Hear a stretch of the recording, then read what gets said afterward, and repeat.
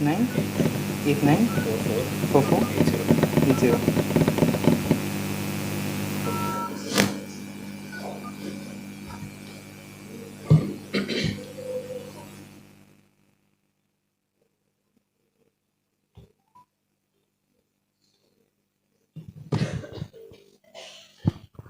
Check, check, check, check, testing. Okay. Check, check, check, check, testing. 1, 2, 3, 4. 1, 2, 3, 4. Check, check, check, check, check, check.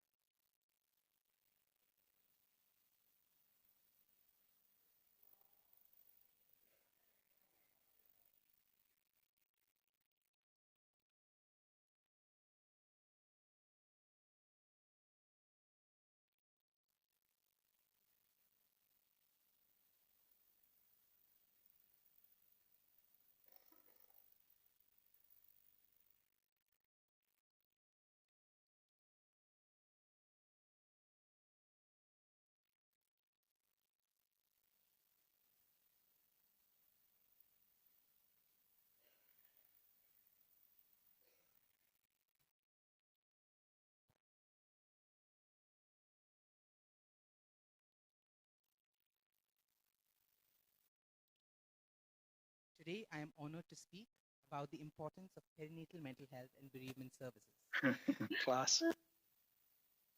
a vital yet often overlooked area of healthcare. The perinatal period, spanning pregnancy to the first year of birth, is a time of profound change. While it can bring joy, it can also bring emotional challenges, including anxiety, depression, and for some families, the heartbreaking loss. Perinatal mental health and bereavement services exist to ensure that no parent faces these challenges alone. They, pro- they provide a compassionate, specialized, and a holistic support, helping individuals and families navigate grief, process complex emotions, and rebuild hope. As we graduate and step into our professional roles, it is essential that we recognize the human stories behind care. Supporting mental health during this critical time is not just about treatment, it's about dignity, empathy, and understanding. Let us carry forward a commitment to listen, to support, and to care holistically. Thank you.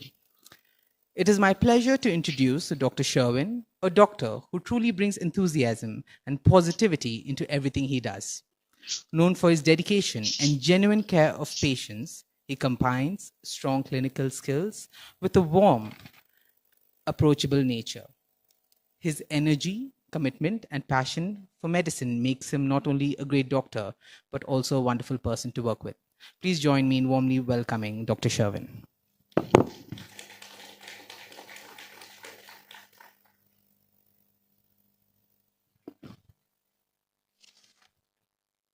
Thank you, Dr. Christie. That was truly a warm welcome.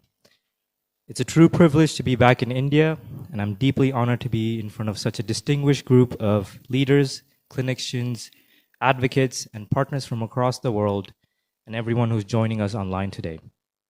The perinatal period, from pregnancy through to the first year after birth, is often described as a time of joy, celebration, and new beginnings.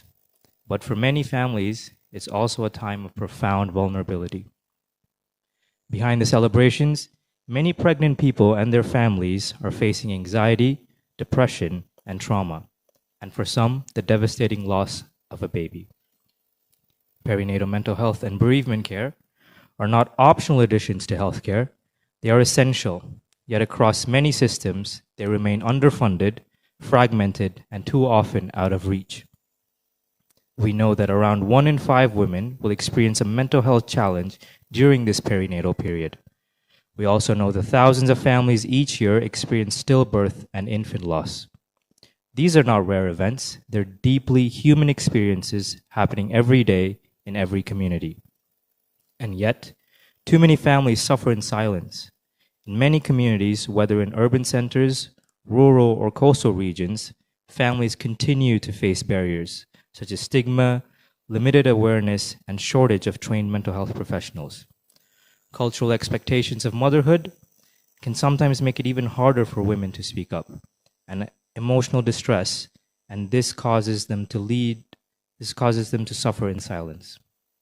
For clinicians, this is a call to continue strengthening compassionate, evidence-based care that recognizes not only physical health, but emotional and psychological well-being.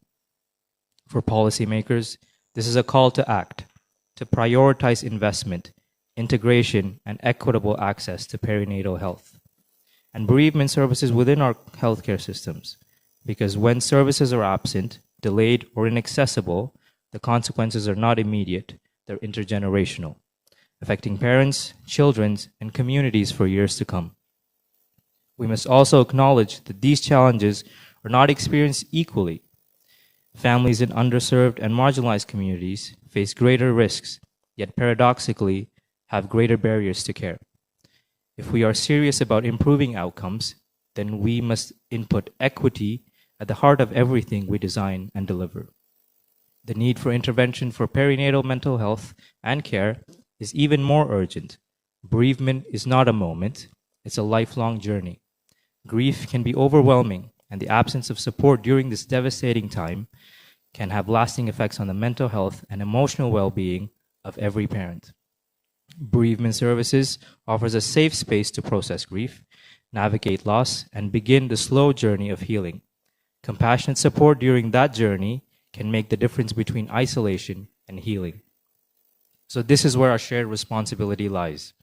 Our mission is to bridge these gaps, to ensure that every family, regardless of where they are and who they are, have access to compassionate, continuous, and culturally competent care during this perinatal period. Because when we support families, we protect the well-being of future generations. When we invest in care, we strengthen societies. And when we choose compassion, we create lasting change.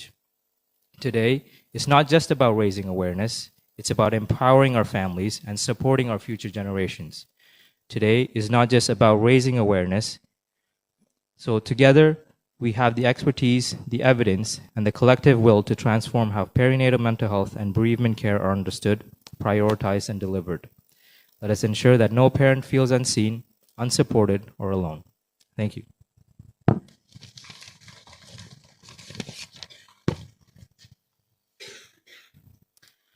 I'm extremely happy to introduce the next speaker, Dr. Nikit, my senior from school. Is someone I deeply admire for both his dedication and resilience. During the challenging COVID-19 pandemic, we had to work together. He stood strong on the front lines, continuing to care for the patients, supporting me in deliver babies. And today it is my great honor to introduce such a courageous, compassionate, and a person with unwavering commitment that make him not only an exceptional doctor, but also an inspiring human being.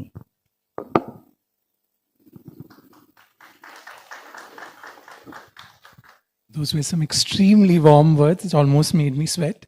And what's making me sweat further is the fact that I have to now give the rest of the speech in Kannada. Okay, but here we go. ಗೌರವವಾಣಿತ ನಾಯಕರು, ವೈದ್ಯರು ಮತ್ತು ಪಾಲಕರಿಗೆ ನಮಸ್ಕಾರ. ಹೆರಿಗೆಯ ಸಮಯ ಸಂತೋಷದ ಸಮಯ. ಆದರೆ ಅನೇಕ ಕುಟುಂಬಗಳಿಗೆ ಇದು ಹಲವಾದ ದುರ್ಬಲತೆಯ ಸಮಯವೂ ಹೌದು. ಆತಂಕ, ಖಿನ್ನತೆ, ಆಘಾತ ಮತ್ತು ಕೆಲವರಿಗೆ ಮಗುವನ್ನು ಕಳೆದುಕೊಳ್ಳುವ ನೋವು, ಇವು ಪ್ರತಿದಿನ ಪ್ರತಿ ಸಮುದಾಯದಲ್ಲಿ ಸಂಭವಿಸುತ್ತವೆ. 5ರಲ್ಲಿ ಒಬ್ಬ ಮಹಿಳೆ ಈ ಅವಧಿಯಲ್ಲಿ ಮಾನಸಿಕ ಆರೋಗ್ಯ ಸಮಸ್ಯೆ ಎದುರಿಸುತ್ತಾಳೆ. ಆದರೂ ಅನೇಕರು ಮೌನವಾಗಿ ನರಳುತ್ತಾರೆ. ಕಳಂಕ, ಅರಿವಿನ ಕೊರತೆ, ತರಬೇತಿ ಪಡೆದ ವೃತ್ತಿಪರರ ಅಭಾವ ಮತ್ತು ಮಾತೃತ್ವದ ಸುತ್ತಲಿನ ಸಾಂಸ್ಕೃತಿಕ ನಿರೀಕ್ಷೆಗಳಿಂದಾಗಿ ಪ್ರಸವಕಾಲೀನ ಮಾನಸಿಕ ಆರೋಗ್ಯ ಮತ್ತು ಶೋಕ ಸೇವೆಗಳು ಐಚ್ಛಿಕವಲ್ಲ, ಇವು ಅತಿ ಅವಶ್ಯಕ. ಈ ಸೇವೆಗಳನ್ನು ಪಾಶ್ಚಾತ್ಯ ಪರಿಣಾಮ ಕೇವಲ ತಕ್ಷಣದಲ್ಲಿ ಮಾತ್ರವಲ್ಲ, ತಲೆಮಾರುಗಳ ಮೇಲೆ ಬೀಳುತ್ತದೆ. ನೀತಿ ನಿರ್ಮಾತೃಗಳಿಗೆ ಹೂಡಿಕೆ ಮಾಡಿ ಸಮನ್ವಯ ಸಾಧಿಸಿ ಮತ್ತು ನ್ಯಾಯಸಮ್ಮತ ಪ್ರವೇಶ ಖಾತ್ರಿಪಡಿಸಿ ವೈದ್ಯರಿಗೆ ಕೇವಲ ದೈಹಿಕ ಆರೋಗ್ಯವಲ್ಲ, ಭಾವನಾತ್ಮಕ ಯೋಗ ಕ್ಷೇಮವನ್ನು ಗುರುತಿಸಬೇಕು. ಶೋಕ ಒಂದು ಕ್ಷಣವಲ್ಲ, ಅದು ಜೀವನ ಪರ್ಯಂತ ಪ್ರಯಾಣ. ಸಹಾನುಭೂತಿಯ ಬೆಂಬಲ ಏಕಾಂಗಿತನ ಮತ್ತು ಗುಣಮುಖದ ನಡುವಿನ ವ್ಯತ್ಯಾಸ ಮಾಡಬಾರದು. ನಮ್ಮ ಗುರಿ, ಯಾವ ಕುಟುಂಬವು ಅವರು ಎಲ್ಲೇ ಇರಲಿ, ಯಾರೇ ಆಗಿರಲಿ, ಸಹಾನುಭೂತಿಯ ನಿರಂತರ ಮತ್ತು ಸಾಂಸ್ಕೃತಿಕವಾಗಿ ಸಂವೇದನಶೀಲ ಆರೈಕೆಯಿಂದ ವಂಚಿತರಾಗಬಾರದು. ತಂದೆ ತಾಯಂದಿರನ್ನು ಬೆಂಬಲಿಸಿದಾಗ ನಾವು ಮುಂದಿನ ಪೀಳಿಗೆ ಅನ್ನು ರಕ್ಷಿಸುತ್ತೇವೆ. ಯಾವ ಪೋಷಕರು ಕಾಣದಂತೆ, ಬೆಂಬಲವಿಲ್ಲದಂತೆ ಅಥವಾ ಒಂಟಿಯಾಗಿ ಭಾವಿಸಬಾರದು. ಇದೇ ನಮ್ಮ ಹೊಣೆ. ಧನ್ಯವಾದಗಳು.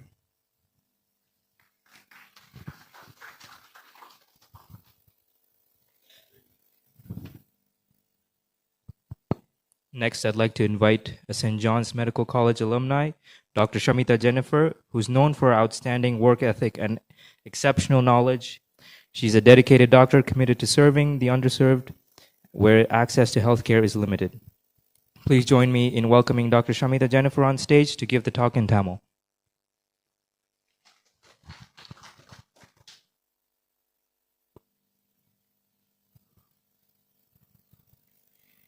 இங்கு கூடியுள்ள அனைவருக்கும் எனது மாலை வணக்கம். டாக்டர் ஷர்வின் விக்டர் அவர்களின் அன்பான வரவேற்புக்கு நன்றி. வாய்ப்பளித்த டாக்டர் கிறிஸ்டி அவர்களுக்கும் என் மனமார்ந்த நன்றி. என்னை உருவாக்கிய சென்ட் ஜான்ஸ் மருத்துவக் கல்லூரிக்கு மீண்டும் வந்திருப்பது எனக்கு மிக்க மகிழ்ச்சி. உலகம் முழுவதிலும் இருந்து வந்திருக்கும் புகழ்பெற்ற தலைவர்கள், மருத்துவர்கள், ஆதரவாளர்கள், நண்பர்கள் மற்றும் இணையம் வழியாக நம்முடன் இணைந்திருப்பவர்கள் முன்னிலையில் நிற்பதை நான் மிகவும் பெருமையாக கருதுகிறேன். கர்ப்ப காலம் முதல் பிரசவத்திற்கு பிறகான முதல் ஆண்டு வரையிலான மகப்பேற்று காலம் பெரும்பாலும் மகிழ்ச்சி, கொண்டாட்டம் மற்றும் புதிய தொடக்கங்களின் காலமாக விவரிக்கப்படுகிறது. ஆனால் சில குடும்பங்களுக்கு இது ஆழ்ந்த பாதிப்புக்குள்ளாகும் ஒரு காலமாகவும் இருக்கிறது. கொண்டாட்டங்களுக்கு பின்னால் சில கர்ப்பிணிகள் அவர்களது குடும்பத்தினரின் கவலை, மனச்சோர்வு, மன அதிர்ச்சி ஆகியவற்றை எதிர்கொள்கின்றனர். மேலும் சிலர் குழந்தை இழப்பு என்ற மிகப்பெரிய துக்கத்தையும் சந்திக்க நேரிடுகிறது. மகப்பேற்று கால மனநலம் மற்றும் துக்க நிவாரண பராமரிப்பு ஆகியவை மருத்துவ சேவையில் விருப்ப தேர்வாக சேர்க்கப்படும் அம்சங்கள் அல்ல, மாறாக அவை அடிப்படையானவை. ஆயினும் பல அமைப்புகளில் அவற்றுக்கு போதுமான நிதி ஒதுக்கப்படவில்லை. இந்த சேவைகள் முழுமையானதாக இல்லை, மேலும் பல நேரங்களில் அவை சாதாரண மக்களுக்கு எட்டாதவையாகவும் இருக்கின்றன. இன்றைய காலகட்டத்தில் 5 தாய்மார்களில் ஒருவர் மனநல சவாலை எதிர்கொள்கின்றனர் என்று புள்ளி விவரங்கள் தெரிவிக்கின்றன. ஒவ்வொரு ஆண்டும் ஆயிரக்கணக்கான குடும்பங்கள் இறந்த குழந்தை பிறப்பு அல்லது சிசு இழப்பை சந்திக்கின்றன என்பதும் நமக்கு தெரியும். இவை அரிதான நிகழ்வுகள் அல்ல, இவை ஒவ்வொரு நாளும் ஒவ்வொரு சமூகத்திலும் நிகழும் ஆழ்ந்த மனித அனுபவங்கள். இருப்பினும் பல குடும்பங்கள் இவற்றை மௌனமாக கடந்து செல்கின்றன. வாழ்விடம் எதுவாயினும் நகர்ப்புறம், கிராமப்புறம் மற்றும் கடலோர பகுதிகள் என்ற பாகுபாடின்றி குடும்பங்கள் மனநல பாதிப்பு குறித்த களங்க மனப்பான்மை, குறைந்த விழிப்புணர்வு மற்றும் பயிற்சி பெற்ற மனநல நிபுணர்களின் பற்றாக்குறை போன்ற தடைகளை தொடர்ந்து எதிர்கொள்கின்றனர். தாய்மை குறித்த கலாச்சார எதிர்பார்ப்புகள் பெண்கள் தங்கள் மனவேதனையை பற்றி வெளிப்படையாக பேசுவதை கடினமாக்குவதால் பலர் இந்த காலகட்டத்தை மௌனமாக கடந்து செல்கின்றனர். உடல் நலத்தை மட்டுமல்லாமல் உணர்ச்சி மற்றும் உளவியல் நலனையும் அங்கீகரிக்கும் இரக்கமுள்ள ஆதார அடிப்படையிலான சிகிச்சையை தொடர்ந்து வலுப்படுத்துவதற்கான ஓர் அழைப்பை மருத்துவர்களுக்கு விடுக்கிறோம். கொள்கை வகுப்பாளர்களுக்கு இது செயல்படுவதற்கான ஒரு அழைப்பாகும். நமது மருத்துவ சேவைக்குள் மகப்பேறு கால மனநலம் மற்றும் துக்க நிவாரண சேவைகளின் முதலீடு, ஒருங்கிணைப்பு மற்றும் சமமான அணுகுதலுக்கு முன்னுரிமை அளிக்க வேண்டும். ஏனெனில் சேவைகள் இல்லாத போது, தாமதமாகும் போது அல்லது அணுக முடியாத நிலையில் இருக்கும் போது அதன் விளைவுகள் உடனடியானவை மட்டுமல்ல, அவை தலைமுறையாக பெற்றோர்கள், குழந்தைகள் மற்றும் சமூகங்களை பாதிக்கின்றன. இந்த சவால்கள் அனைவராலும் சமமாக எதிர்கொள்ளப்படுவதில்லை என்பதையும் நாம் ஒப்புக்கொள்ள வேண்டும். பின்தங்கிய மற்றும் விளிம்பு நிலையில் சமூகங்களில் உள்ள குடும்பங்கள் அதிக அபாயங்களை எதிர்கொள்கின்றன மற்றும் பராமரிப்பை பெறுவதில் பெரும் தடைகளை சந்திக்கின்றன. விளைவுகளை மேம்படுத்துவதில் நாம் உண்மையாக இருந்தால் நாம் வடிவமைத்து வழங்கும் அனைத்திலும் சமத்துவம் என்பது மையமாக இருக்க வேண்டும். மகப்பேறு கால பராமரிப்புக்கான சேவைகளில் தலையீடு தேவை என்பது அவசரமானது. துயரம் என்பது ஒரு கணம் அல்ல, அது வாழ்நாள் முழுவதும் பெரும் சுமையாக இருக்கலாம். மேலும் இந்த துயரமான நேரத்தில் ஆதரவு இல்லாதது துயருற்ற பெற்றோரின் மனம் மற்றும் உணர்ச்சி நலனில் நீடித்த விளைவுகளை ஏற்படுத்தக்கூடும். துயர சேவைகள் துக்கத்தை சமாளிக்கவும், இழப்பை எதிர்கொள்ளவும், குணமடைவதற்கான மெதுவான பயணத்தை தொடங்கவும் ஒரு பாதுகாப்பான இடத்தை வழங்குகின்றன. அந்த பயணத்தின் போது கிடைக்கும் இரக்கமுள்ள ஆதரவு தனிமைப்படுதலை தவிர்த்து குணமடைவதற்கு உதவி புரியும். இங்குதான் நமது கூட்டு பொறுப்பு அவசியமாகிறது. இந்த இடைவெளிகளை இணைப்பதே நம் நோக்கம். ஒவ்வொரு குடும்பமும் அவர்கள் எங்கு வாழ்கிறார்கள் அல்லது யாராக இருக்கிறார்கள் என்ற பாகுபாடின்றி மகப்பேறு காலத்தில் கருணையான, தொடர்ச்சியான மற்றும் கலாச்சாரத்திற்கு பொருத்தமான கவனிப்பை பெறுவதை உறுதி செய்வதும் நமது நோக்கமாகும். ஏனென்றால் நாம் பெற்றோரை ஆதரிக்கும் போது வருங்கால சந்ததியினரின் நல்வாழ்வை பாதுகாக்கிறோம். நாம் கவனிப்பில் முதலீடு செய்யும் போது சமூகங்களை வலுப்படுத்துகிறோம். மேலும் நாம் கருணையை தேர்ந்தெடுக்கும் போது நீடித்த மாற்றத்தை உருவாக்குகிறோம். இன்றைய நமது கூடுகையின் மையப்பொருள் மகப்பேறு காலத்தில் மனநல சேவையின் தேவை குறித்த விழிப்புணர்வை ஏற்படுத்துவது மட்டுமல்ல, அதன் மூலம் நமது குடும்பங்களை வலுப்படுத்துவதும் நமது வருங்கால சந்ததியினரை அரவணைத்து அவர்களுக்கு ஆதரவளிப்பதும் ஆகும். மகப்பேறு கால மனநலம் மற்றும் துக்க கால கவனிப்பு ஆகியவை எவ்வாறு புரிந்து கொள்ளப்படுகின்றன, எவ்வாறு முன்னுரிமை அளிக்கப்படுகின்றன மற்றும் எவ்வாறு வழங்கப்படுகின்றன என்பதை மாற்றுவதற்கு தேவையான நிபுணத்துவம், சான்றுகள் மற்றும் கூட்டு மன உறுதி நம்மிடம் உள்ளது. எந்த பெற்றோரும் கவனிக்கப்படாமலோ ஆதரவற்றோ அல்லது தனிமையாகவோ உணரக்கூடாது என்பதை நாம் உறுதி செய்வோம் என்று கூடி விடைபெறுகிறேன். நன்றி, வணக்கம்.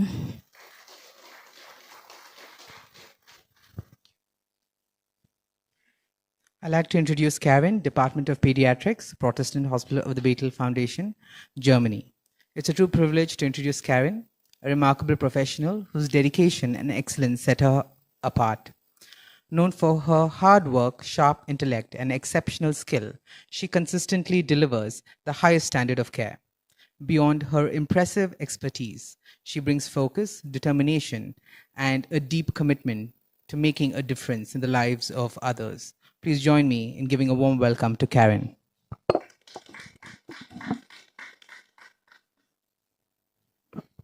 Hello, everyone. Thank you so much, Dr. Christie. It's an honor and a privilege to be here and to be given the opportunity to celebrate the outstanding achievements of Pietri, Akash, and Anu. Since there are also plenty of supporters and interested people from Germany watching, I was asked to say a few words in German as greetings towards them, which I'm happy to do. Ein herzliches Willkommen an alle, die heute online teilnehmen zur feierlichen Eröffnung des ersten Zentrums für peripartale mentale Gesundheit von Müttern und Familien und insbesondere Begleitung in Trauerfällen. Es ist mir eine Ehre, die ersten 3 zertifizierten Pflegekräfte auf einem Stück ihres Wegs begleitet haben zu dürfen und möchte Ihnen meine große Anerkennung aussprechen. Viel Freude bei der folgenden Zeremonie. Okay, that was it. Dear colleagues and partners, we formally would like to open that ceremony with the lighting of the lamp, a tradition that marks the start of important gatherings. The flame represents knowledge, clarity, and a shared intention to work with focus and purpose. As healthcare professionals, we have a clear role to identify needs early, to provide appropriate support, and to ensure that mental health is treated as an integral part of perinatal care. As we light this lamp today, it represents our shared commitment to better care, better awareness, and better support for mothers and families following their will and wishes. I now invite our colleagues, nurses, and doctors to come forward and take part in the lighting of the lamp as we formally open this ceremony. Thank you. And now we need the lamps. All right. So first of all, we'd like to invite Kirti Akka to come on stage. All right. Followed by Dr. Helen. Thank you so much. And of course, Father Jesudas. Dr. Naveen. And Mata Shiriaka. Thank you so much. All right.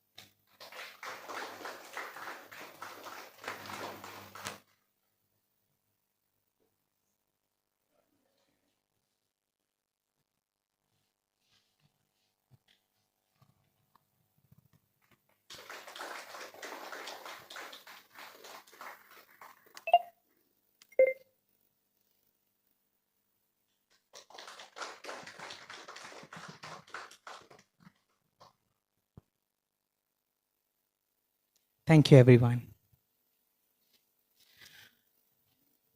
I would like to invite Ms. Tracy Pickersgill, who will be presenting online from the United Kingdom, Middlesbrough.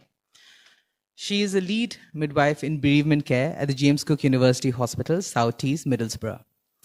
It is an honor to introduce Tracy, as she is a dedicated midwife who works in bereavement care and has moved and changed many families' lives.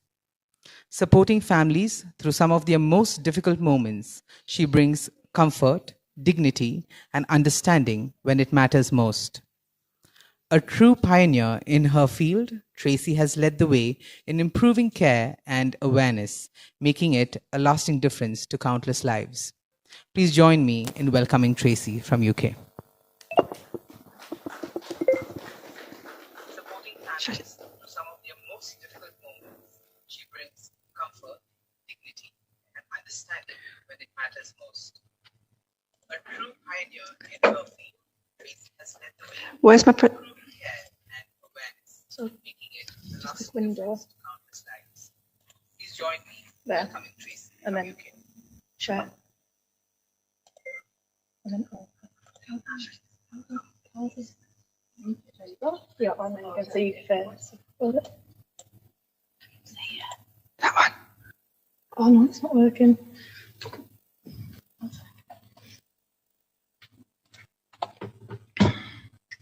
Sorry, I'm just trying to share my screen.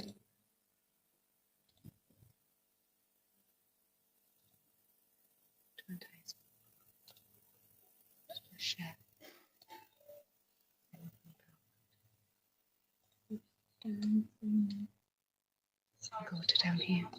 You jump. Okay.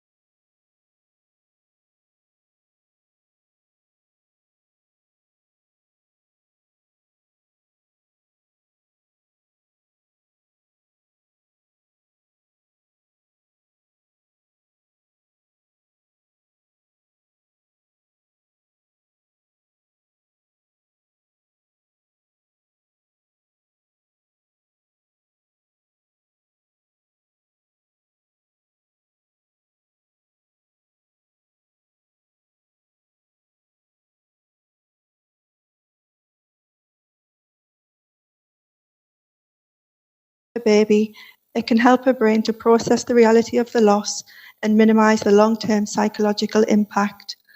Research shows that parents who receive high-quality bereavement care have lower rates of complicated grief and PTSD. Research also shows families want bereavement care. They want the opportunity to make positive memories with their baby.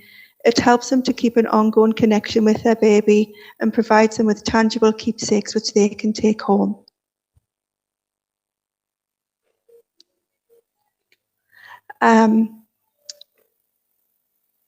The role of the midwife or nurse is very important in perinatal loss.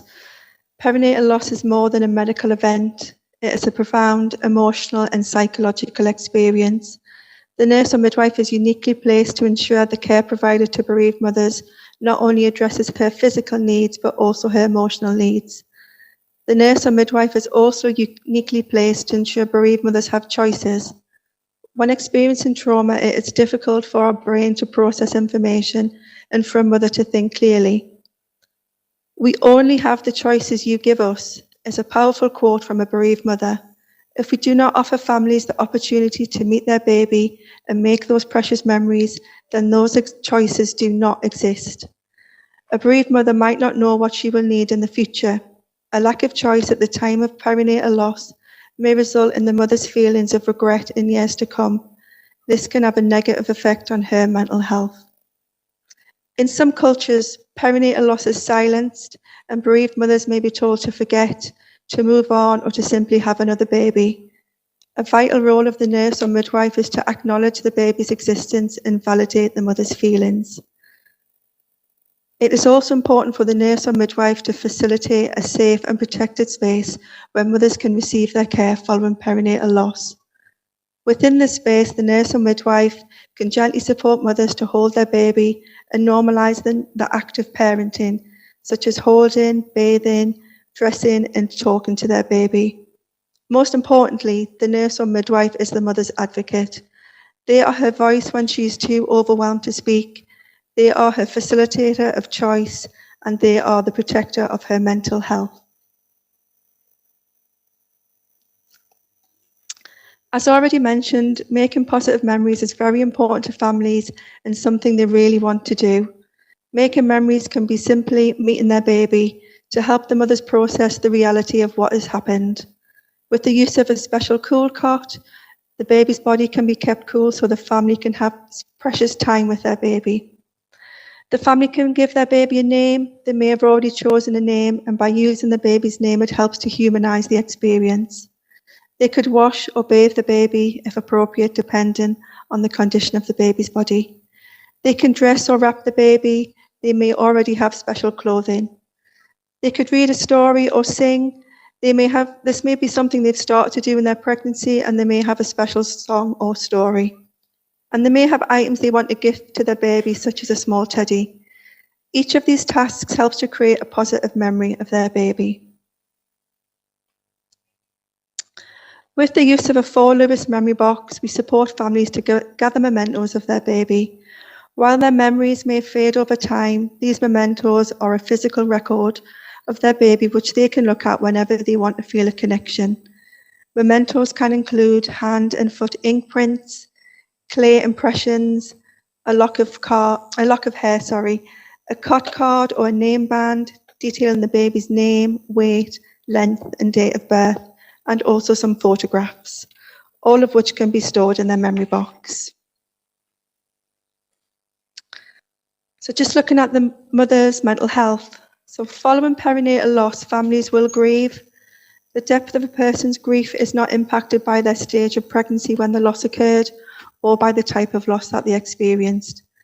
This grief is a natural response to loss and can present as both physical and emotional symptoms.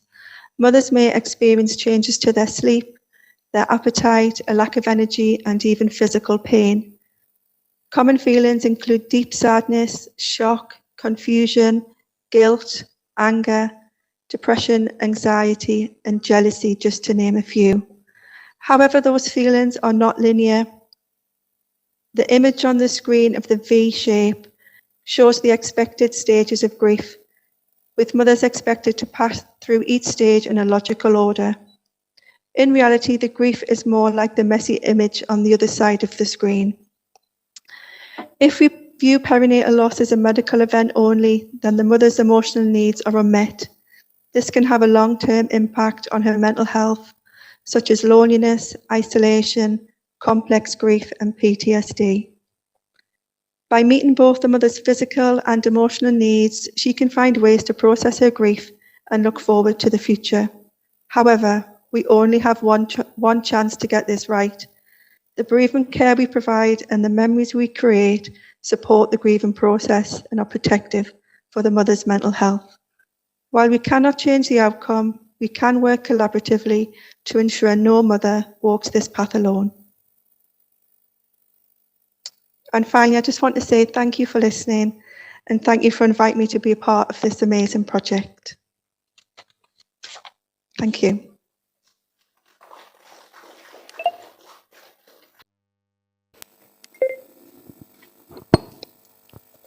Thank you, Tracy. Was that okay? Yes, thank you, Tracy. The next speaker is Ms. Louise Turnbull from James Cook University Hospital, Middlesbrough. It is a pleasure to introduce Louise, a skilled sonographer known not only for her clinical expertise, but also for her wonderful, reassuring presence and that unforgettable, warm smile. She has a special gift for supporting women through difficult and uncertain times, often offering both clarity and comfort with genuine compassion. Louise's dedication to care is Ms. Louise Turnbull from James Cook.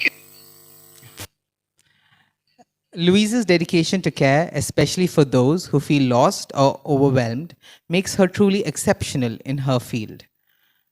Please join me in welcoming Louise.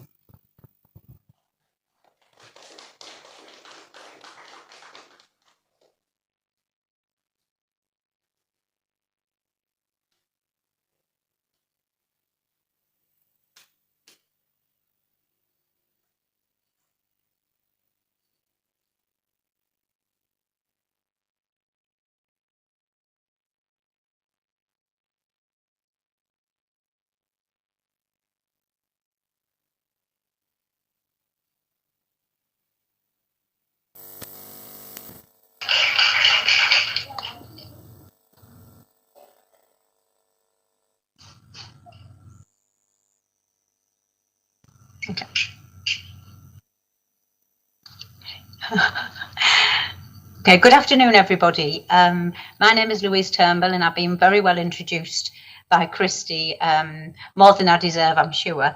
And thank you for inviting me here today to speak to you all. I work at the Early Pregnancy Assessment Unit at James Cook, as Christy has already said. And when I tell people what I do, they often remark on how difficult that environment must be. I always respond by explaining that it is an honour to make a difference to people's lives. Okay, good afternoon, everybody. My name is Louise Turnbull, and I've been very well introduced by Chris. Sorry about that, I was just on YouTube as well. Sorry, I'll start again. When I tell people what I do, they often remark on how difficult the environment must be. I always respond by explaining that it is an honour to make a difference to people's lives and that it is an incredibly rewarding job. The Early Pregnancy Service meets the need of women and families at a crossroad of immense vulnerability. My role involves the clinical and emotional care of women experiencing early pregnancy loss, including the devastating realities of miscarriage and ectopic pregnancies. In my work, I have always believed that we are not just scanning patients or managing the cases, we are caring for the people. I strive to provide a holistic approach to care, and I'm often the person who has to deliver life-changing bad news. In those moments, the room can feel very small and very heavy. We all know that perinatal mental health support is not just an add-on. It is a vital, essential pillar of what we all do. The emotional scars of a loss in the first trimester can last a lifetime if they are not met with the right support, the right words, the right resources, and at the right time. One of the most important aspects of our work is ensuring that no woman leaves our care feeling empty. We have focused heavily on providing comprehensive written information so that when the shock fades and the questions arise at home, they have a guide to lean on. Furthermore, we believe in the power of keepsakes. But for many, these are the only tangible links they have to their pregnancy, a treasured reminder of a life that was loved, however brief. These keepsakes acknowledge that their loss is real, their grief is valid, and that their baby mattered. Today, however, is not about the philosophy of care. It is about the people who deliver it. I want to speak specifically about Dr. Christie. He has wholeheartedly embraced the work we have carried out. He recognised that to truly enhance bereavement care, he needed to empower the whole team. Dr. Christie has taken this model of care and used it to teach and empower the staff. He has mentored the nurses and healthcare workers, training them to a very high standard. By investing in them, he has ensured that every single person a patient encounters, from the moment they walk through the door, is equipped with the specialist knowledge and the deep empathy required to handle pregnancy loss. This brings us to why we are gathered here today. Today is a celebration of your achievements, to the nurses and the healthcare workers who have undertaken this training. You have enhanced your bereavement care provided in your hospital and for your people. This specialist knowledge and skill you have gained is essential. You are now the guardians of families in their most difficult times.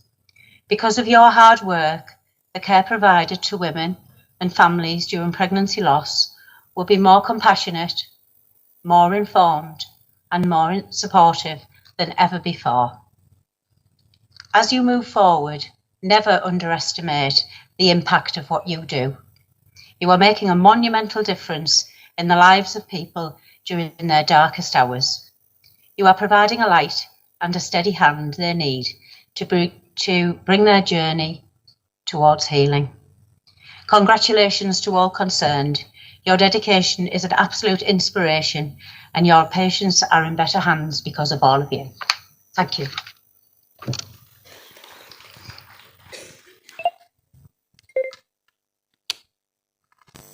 Thank you, Louise. I now have Bob, the CEO of For Lewis, who has been one of the major advocates and someone who has truly helped me throughout this journey. It is a true honor to introduce you, Bob, a man with an incredibly big heart, whose kindness and generosity touch everyone he meets. He has made it his life's mission to support families who have experienced the profound loss of a child, offering compassion, strength, and hope during their most difficult moments. His selfless dedication and unwavering care make a real and lasting difference in the lives of so many. Welcome, Bob.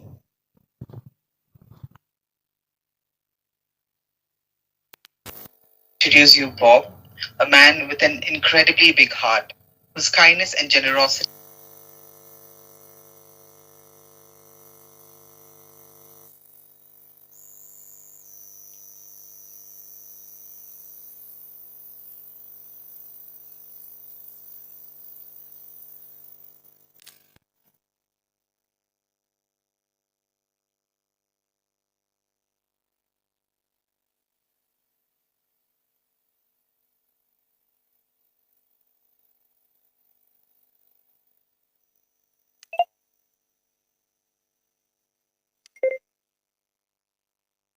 Good evening, good afternoon, everybody. Thank you so much for inviting us to come and speak to you today. I'm truly humbled. Listen to everybody this afternoon, from the midwives who we've just heard eloquently from James Cook, who I know personally are doing an amazing jobs. I speak as a bereaved grandfather, so I am one of these families that are supported by people like yourselves. I can tell you that the loss of a child is so painful. In fact, it's immeasurable, the pain. And this is global. Wherever you come from, the pain is the same. And as a charity, we try to advocate for the families. They're kind of handed over to us, I guess, after they've left hospital. And, you know, we support families through, through peer support, to be able to guide them through that really, really difficult time. So what you guys are doing out there will help so many families, not just now, but in the coming months and years, because this is something that never leaves you. And I think you just need to be guided through that.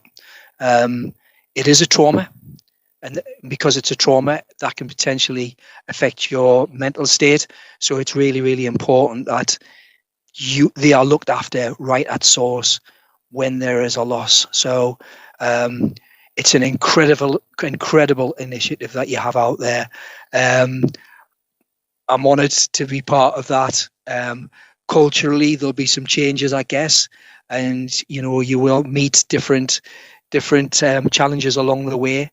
But ultimately, it's the bereaved families that are going to be that will benefit from the support that you're doing there.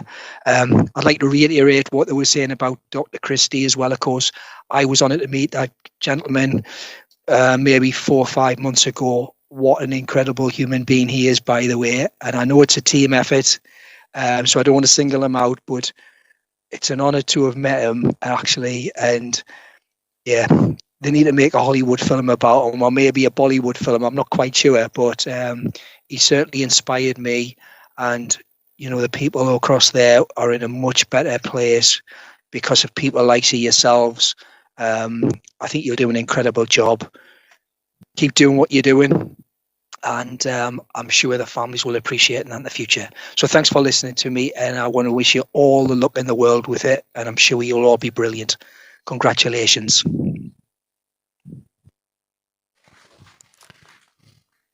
It's my absolute pleasure to introduce a fantastic duo, Jason and Yvonne, a couple who brings together charm, wit, and just the right touch of mystery. They have a presence that is both captivating and unforgettable. I welcome Jason and Yvonne.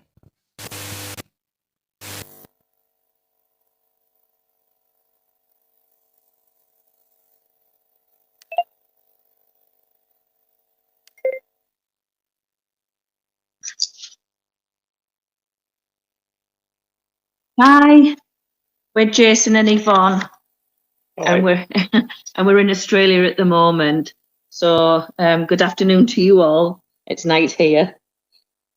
So we would just like to say that having spending some time with Christy in Tamil Nadu in Sitling in the hospital last year in May, we fell in love with the place. We fell in love with the people and the surrounding villages. We were more than impressed with the facilities of the hospital and how the staff professionally applied themselves in all areas.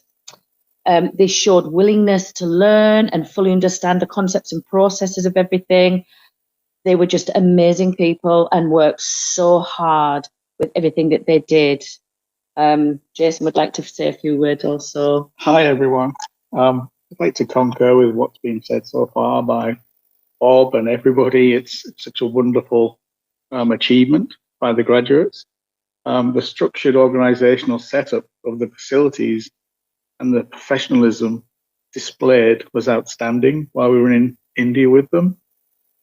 The staff showed great commitment, applied their knowledge and skills in a dedicated and compassionate way.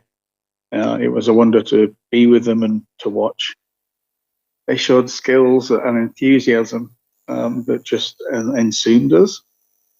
It also like to thank Christy for giving us the opportunity to go over and see this wonderful place. Both Yvonne and I felt humbled and proud to have met the graduates. Well done, all. You're just the start of a wonderful process. It's going to continue, and you're the first. You're like the pioneers. It's going to grow from here. Your efforts do not go unnoticed, and we are very proud of you. What you did in the past, what you've achieved, and your future achievements. Thank you all for letting us be part of this great day and listening to your wonderful comments. The whole process just validates your efforts. Well done to all the graduates. Well deserved, and love from myself and Yvonne. Thank you.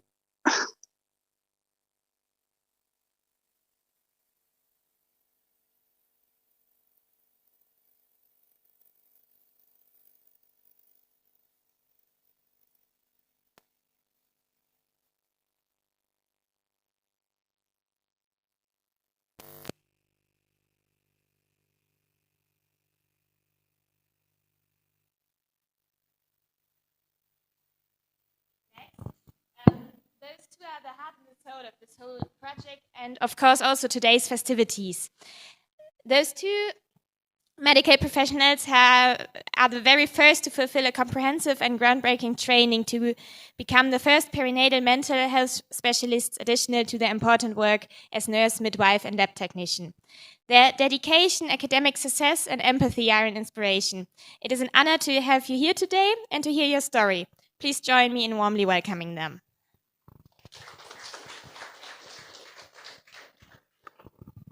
Thank you, Karen.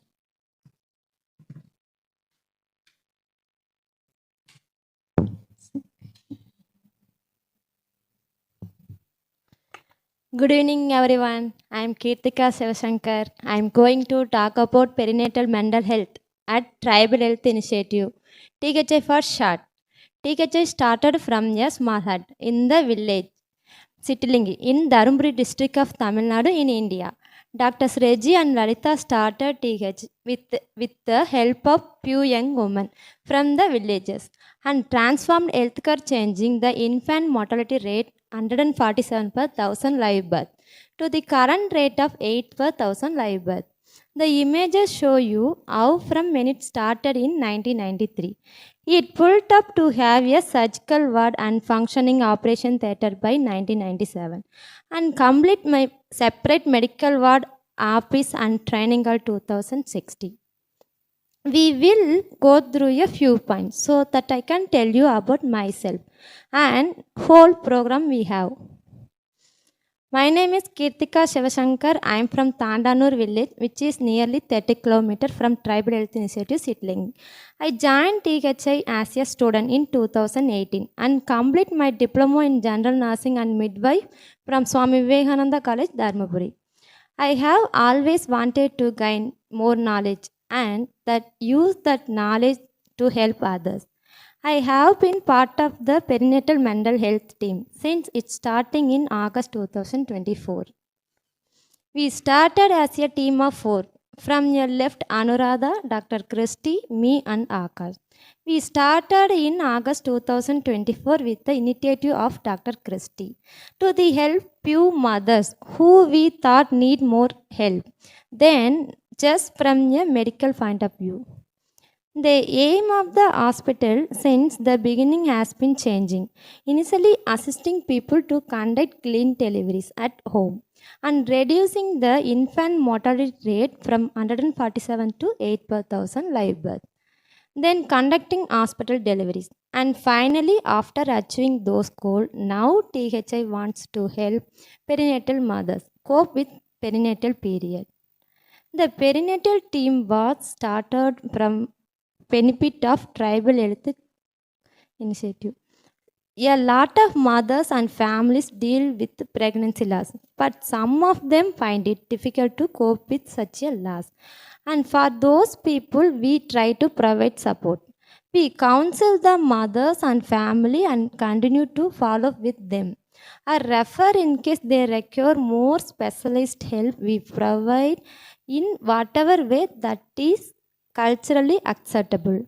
Now, as a team of 4, we oversee pre-human care here at Tribal Health Initiative. As my role of head of unit, my responsibilities including being the first point of contact and recognition. Any staff who might think that a mother need help can refer to us. And we talk to mothers and find out if they need our help. We will make sure to counsel them and follow with them. Based on our assessment, we decide on whatever manage them ourselves or refer them to the next level, which is Dr. Praveen, the OBGN, to get used this whole project. We had lot of teaching session, which I had the fortune to schedule. We try to listen the mother more than talk to them. We have tried to support them as an individual and as my family using multiple methods like pouches and small trinkets. To the mothers who we feel might need more specialized help. As I mentioned before, we refer to Dr. Praveen, who is also well versed with helping out of people with such a difficulties. To take care of those mothers, we have also had lot of session with multiple people, and I have been in charge of helping schedule the teaching program and organize them as well. When we started this program, we find out extremely difficult to manage time as we were juggling class, work and family in our small hand. The language barrier of English was though tongue one. So the topic of stillbirth, abortion, bereavement, counseling, etc. The multiple records and maintenance also tired us out. But we received so much support and love from a lot of peoples. And the whole THA team and the motivated and the Pusparved. For all of love and support, we are extremely grateful to a lot of people. Thank you so much, everyone.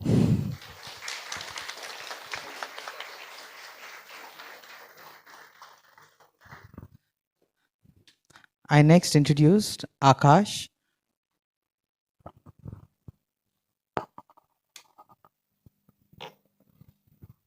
Good evening, everyone. I am Akash. I will talk about my role in perinatal mental health team. I will go into more details about what we do here. My name is Akash. I am from Estadambeti, which is nearly 10 km from Tribal Health Initiative in Chitling. I completed my diploma in medical laboratory technician from Dr. Jayashekaran Medical Trust, Nagarkoil, and my bachelor's in microbiology from Annamalai University, Sidambaram. I joined Tribal Health Initiative in 2021 as a member of lab year. I have been part of the perinatal mental health team since it is starting August 2024. Outside hospital, I like sports like volleyball and cricket. I am head of the advisory committee for the team. I am in charge of follow-up lab tests, maintenance record that mothers that we have seen, lab tests, class schedule, etc. We'll learn about auditing, how it can help us improve the program that we have. We add to opportunity to travel to places like Chennai and Hyderabad and learn from other organizations as well. When required, I also take up the role of standby counselor. We have lot of in-house tests for the perinatal mothers and for the antenatal mothers from field area. We provide all tests free of cost. We have lot of tests that sent to outside laboratory in case we require specialized testing. Here I mention few tests both in-house and outside laboratory. Taking example of TS sketch. The in-house test costs 310 rupees. The result comes on same day and the outside test cost 160 rupees. Result comes on 1 week later. Depend on how far the mother we decide which one choose. Some mothers come from 40 to 60 kilometers away. For those mother, we choose in-house test. All through more expensive. For some of these people, we consider time as money. For the duration of the course, I have been in charge of keeping record, class taken, and patient that we have follow up. We add to multiple places like Chochara in Chennai, where we'll learn how the common people approach government system, and Fernandez Hospital in Hyderabad, where we'll learn a lot of more about birth practice and perinatal mental health team. The exposure that we have gotten has helped to shape the program as it is and to change it. Initially, I was not part of the counseling team, but when Anuradha and Kirtika were not available, some mothers still needed help them. They taught me how to counsel the people and talk to them. Now, I am standby counselor in case either of them are not available. So far in 1 year and 7 months, we have received we have 37 mothers, counsel them and follow up with them. All through new concept and very difficult task to the people who are not used such an initiative. We tried our best to connect with the people and help them to best of our ability. As a result of that, 36 mother has been well, and one of the mother had to be referred to Dr. Praveen, consultant OBGYN at Tribal Health Initiative. We three of mother we counsel gave us good feedback about the help they received. We are proud to say that out of 36 mother, about 7 of them have delivered another baby. For the duration of the course, we have received a lot of help from lot of people. We could not able to mention them all in one slide, but we will always very grateful to the people who have taught us and help us. We will always too grateful to THI family for all the love and support they have shown us through the course, their care of the people. Last but not least, we thank all the mother we have tried to talk to for letting us help them coming with their problem so that could not solution together. We look forward to future where we can provide as much help as possible to many people as possible. I could like to end with these notes to all the little one. All the little ones, they open their wonderful word. Thank you.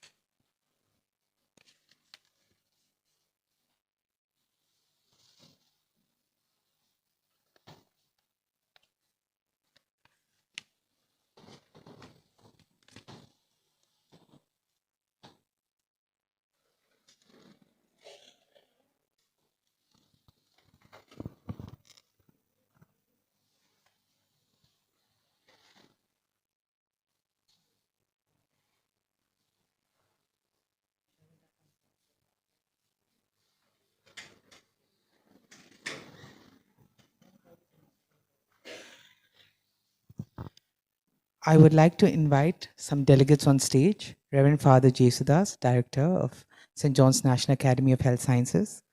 Dr. Helen Simpson, Consultant Obstetrician from James Cook University. Ms. Lindsay Barnes from JCMB. Mr. Suresh Sochara, Chennai. Ms. Philu Rose from Christ Junior College.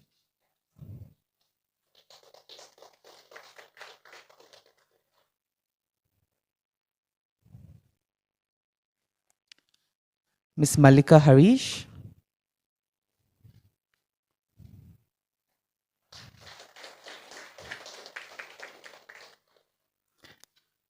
And Dr. Dharani.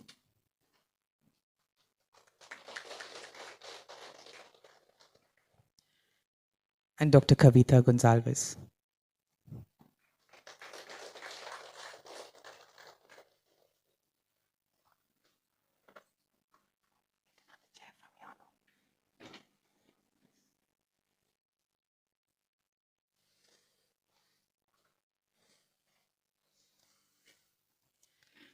I would like to thank everyone who has been incredibly supportive during this very difficult journey. And I would start by the annual report for this year. It gives me immense happiness to present a brief summary of our annual report from THI Sitalingi. I am especially delighted that this event is being held in CG Hall, a place where many meaningful and inspiring moments have unfolded. It feels only fitting that we gather here today to celebrate yet another milestone. From the moment I stepped into St. John's National Academy of Health Sciences, we were deeply immersed in the ethos of the institution, the commitment of making healthcare accessible to all, and to providing quality care, especially to those in rural communities. As part of our training, we were shaped not just into doctors, but into compassionate caregivers. Of course, that also meant completing 2 years of rural service after my undergraduation. Something I must confess I was not particularly enthusiastic about at that time.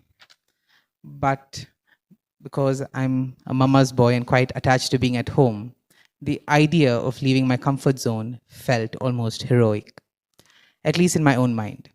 But as it turned out, those 2 years became one of the most meaningful periods of my life.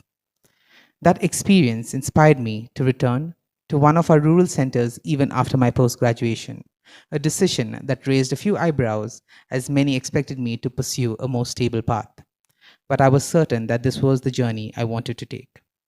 In time, I had the opportunity to work at James Cook University Hospital, Middlesbrough, UK. It was there that I met Miss Louise Turnbull, a sonologist in the early pregnancy unit, who profoundly influenced my understanding of this bereavement care. She showed me that true care goes far beyond textbooks and guidelines. It lies in empathy, respect, and unwavering support, especially for mothers experiencing loss. I was also introduced to Miss Tracy Pickerskill, who opened my eyes to the incredible depth of support that can be offered to women facing pregnancy loss. Inspired by these experiences, I decided to take a small step towards establishing a similar initiative in my rural center. This journey would not have been possible without the support of many remarkable individuals and organizations. I would also like to sincerely thank Dr. Evita Fernandez, Celestina, Dr. Pallavi, all from Fernandez Foundation for their invaluable guidance. My gratitude also extends to Sochara, JCMB, Nantop Knitters, Fort Lewis, and many others who played a crucial role in this endeavor. I'd like to thank many well-wishers from the Royal College of Obstetricians and Gynecology and many supporting me far and beyond.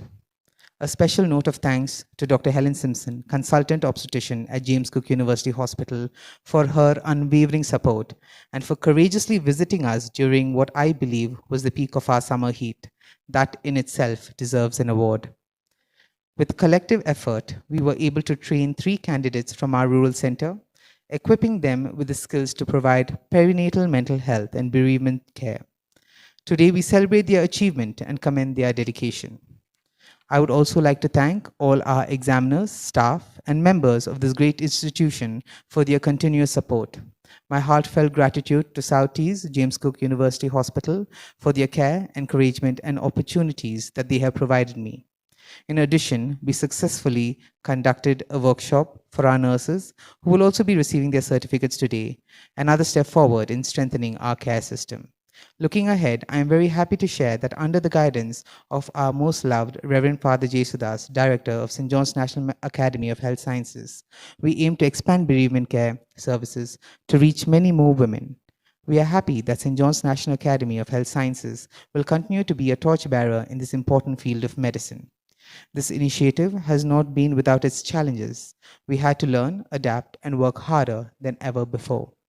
But today, we are proud to say that we are providing bereavement care that is not only effective, but also deeply respectful of our local culture, belief, and values. As you all have witnessed the achievements by the candidates and the progress of their work, at the heart of it all is one simple principle. The mother remains at the center of care, supported by her family, empowered in her choices, and treated with dignity at every step. Thank you all for being a big part of this journey.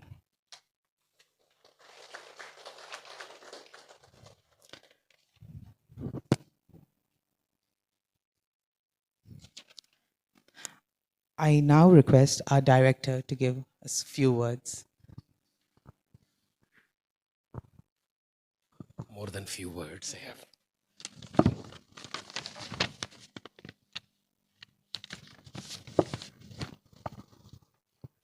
Good evening to all of you.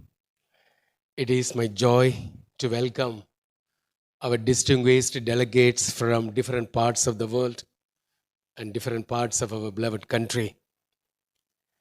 And today is a beautiful reminder that compassion has no borders, and that when hearts come together with a common purpose, something truly meaningful begins. To our candidates, especially the graduates, you are not here by chance. You are the chosen ones, selected not only for your competence, but for your willingness to make a difference in the communities you come from. Each of you carries a responsibility that goes beyond professional excellence. You carry a mission to touch lives, especially where the need is greatest. I would like to take a moment to appreciate someone very special to us today, Dr. Christy Vijay, our proud alumnus of St. John's, both at the undergraduate and postgraduate levels. What makes his journey truly inspiring is not only his academic excellence, but the choices he made after. While many competent and while many complete their mandatory rural services as an obligation, he went beyond, offering additional year of service, driven not by requirement, but by conviction. His work among the tribal communities, responding to real human need with the sensitivity and commitment, reminds us of our profound truth. Life becomes meaningful only when we make the lives of others meaningful. That spirit is what has led to this initiative, an initiative that now connects people across the world with a shared desire to care, to empower, and to stand beside the vulnerable. That spirit is at the heart of this initiative, dear friends.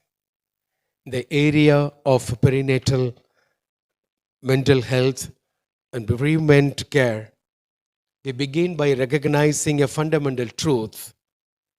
Emotional well-being is not separate from physical health.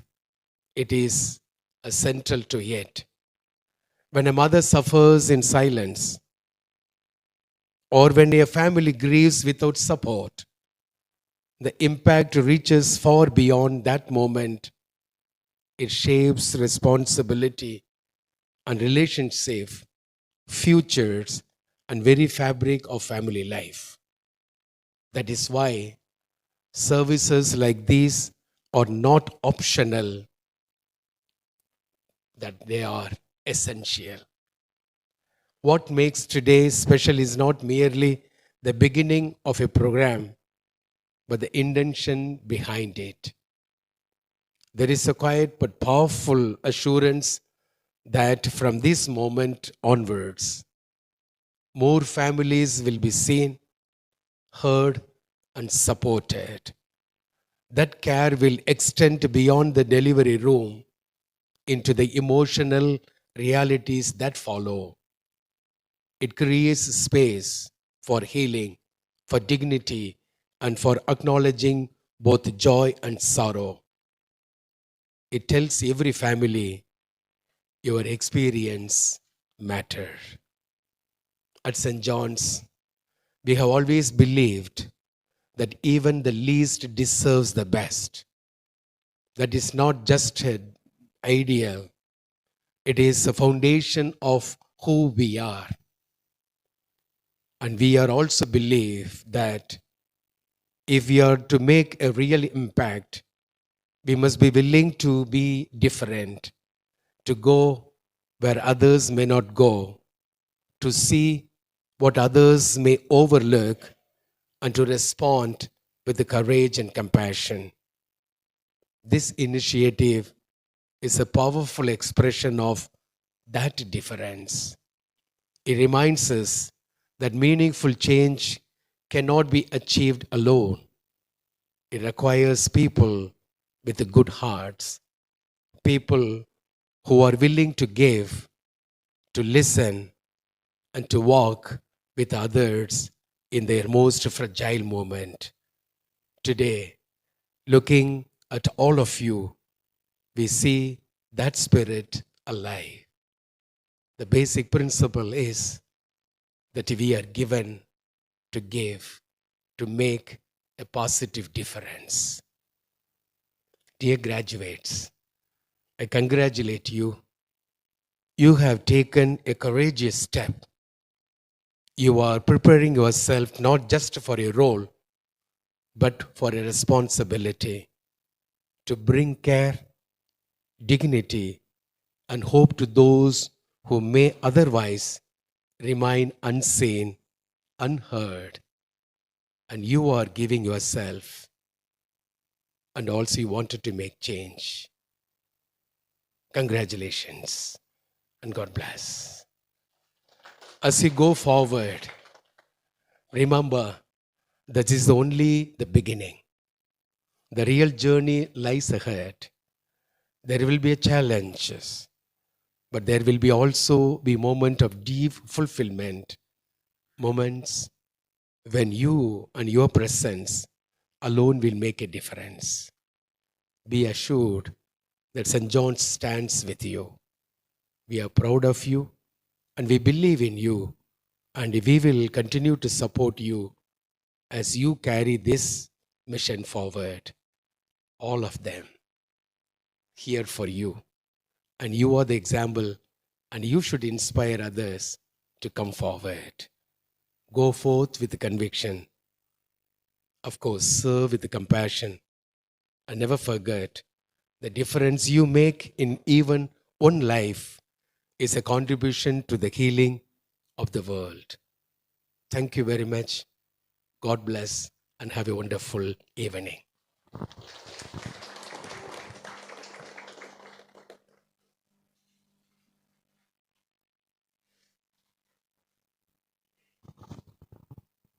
Thank you, Father. I am truly humbled by your kind words.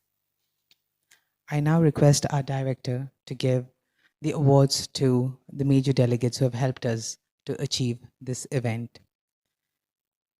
Firstly, I would like to invite the person who has inspired me through it all and was the backbone and even planted the seed of inspiration, Dr. Reggie George. Could you please come on stage?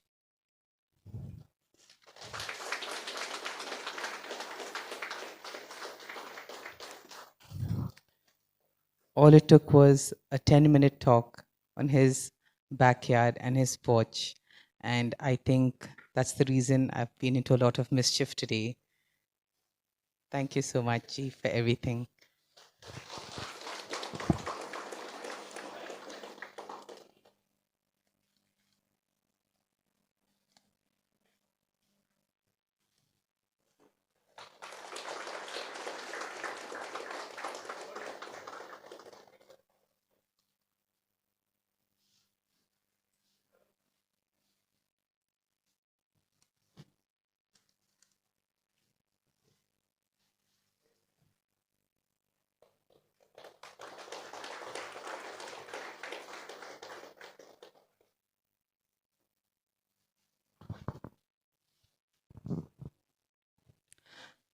I now kindly invite Ms. Prema and Dr. Ravi, who is at Sitlingi, who had to man the fort.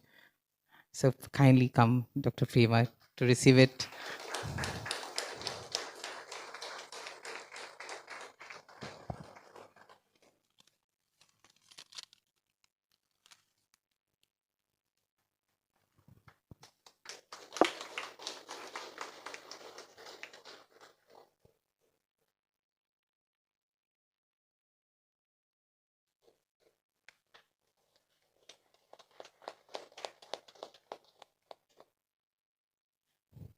I now invite Dr. Philu to please get the award from our director.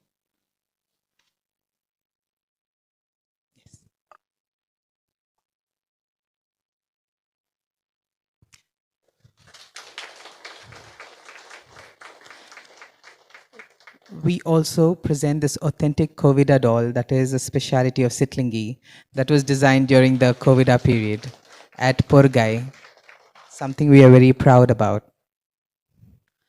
I now invite Dr. Naveen to please receive. After.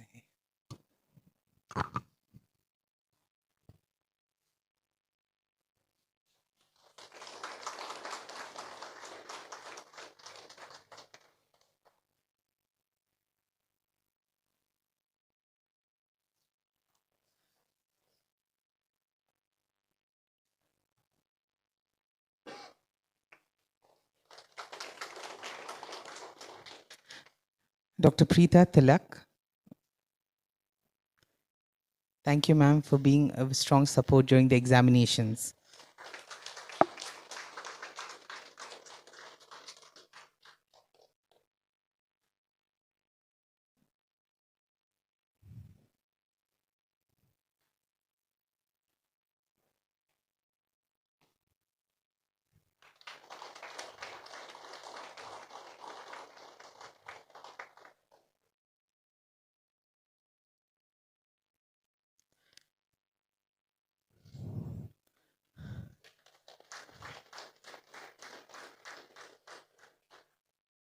Ms. Lindsay Barnes, for her dedicated community approach and for teaching our candidates the cultural aspects and the need for, and importance of bereavement care.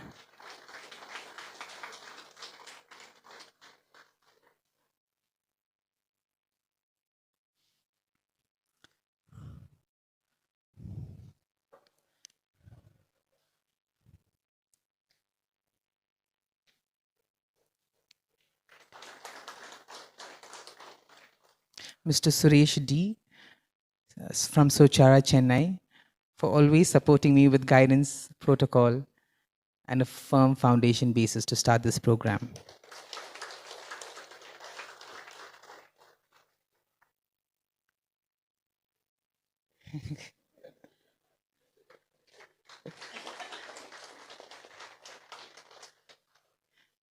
Dr. Kavita Gonzalez, for always supporting me and for being the reason I took up obstetrics and gynecology. Thank you for always being there for me.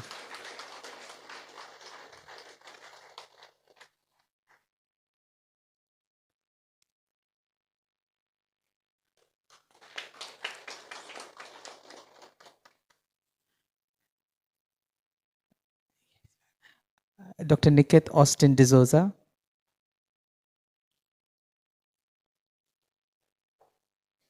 thank you for always having my back, and I always run to him if I have any concerns.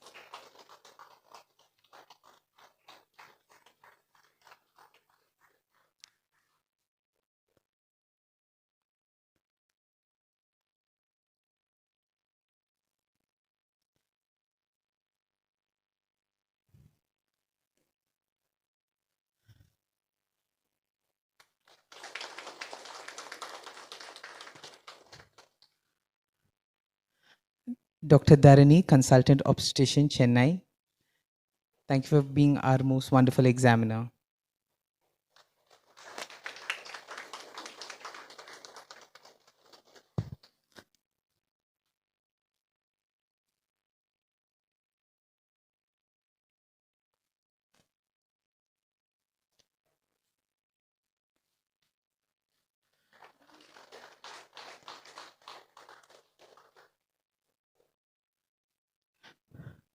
Dr. Shreya Raskina,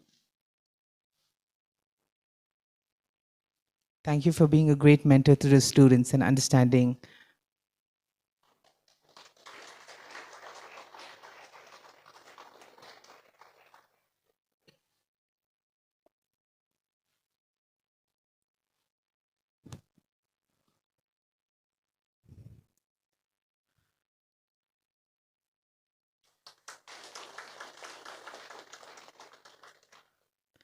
And Ms. Malika Harish for always supporting me through everything.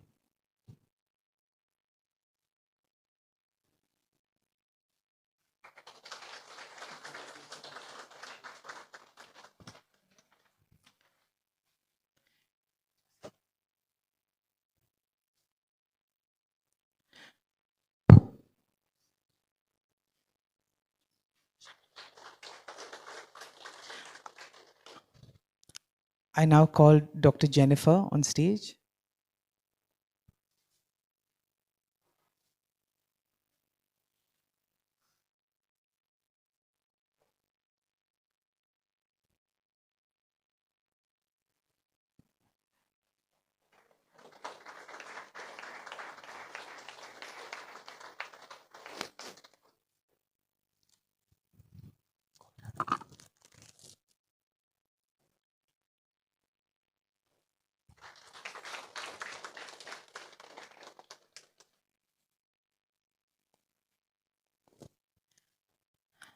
I would now like to present the Testament of Distinguished Appreciation to our beloved director for the support.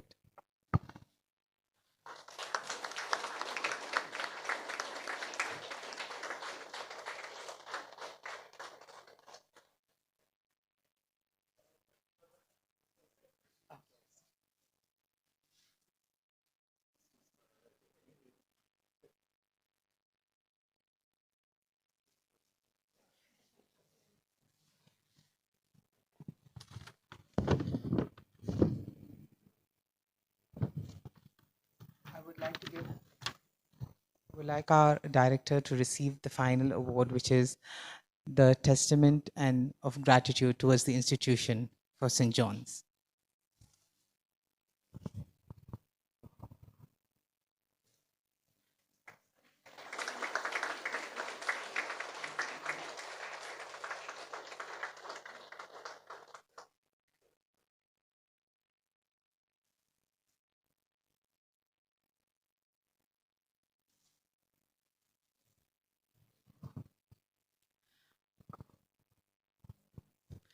Thank you so much, Father, for joining us.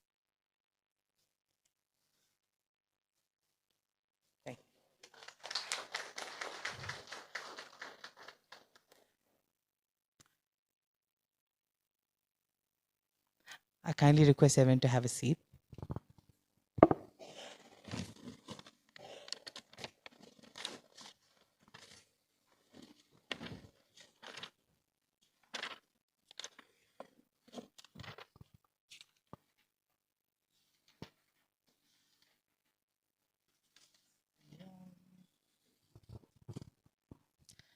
It is my great privilege and honor to introduce Ms. Philo Rose Joes, a distinguished lecturer in the Department of English at Christ Junior College. As the coordinator of the Quality Enhancement Group, she played a pivotal role in fostering academic excellence and continues to improve the overall quality and the standard of her institution. Known for her eloquence, dedication, and commitment to nurturing young minds, she brings both vision and vitality to her work. Her leadership, coupled with her passion for education, has made a lasting impact on students and colleagues alike. Please join me in inviting Ms. Philo.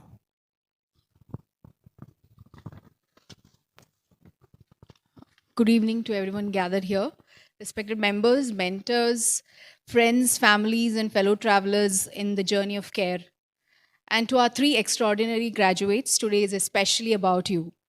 3 may sound like a small number, but after many years in education, I have learned something important. We do not measure impact in numbers. We measure it in lives touched. And today, 3 lives stand before us, ready to touch many more. So this is not merely a graduation ceremony, it is the beginning of 3 journeys of healing. Before I go further, being a teacher, let me ask you all something simple.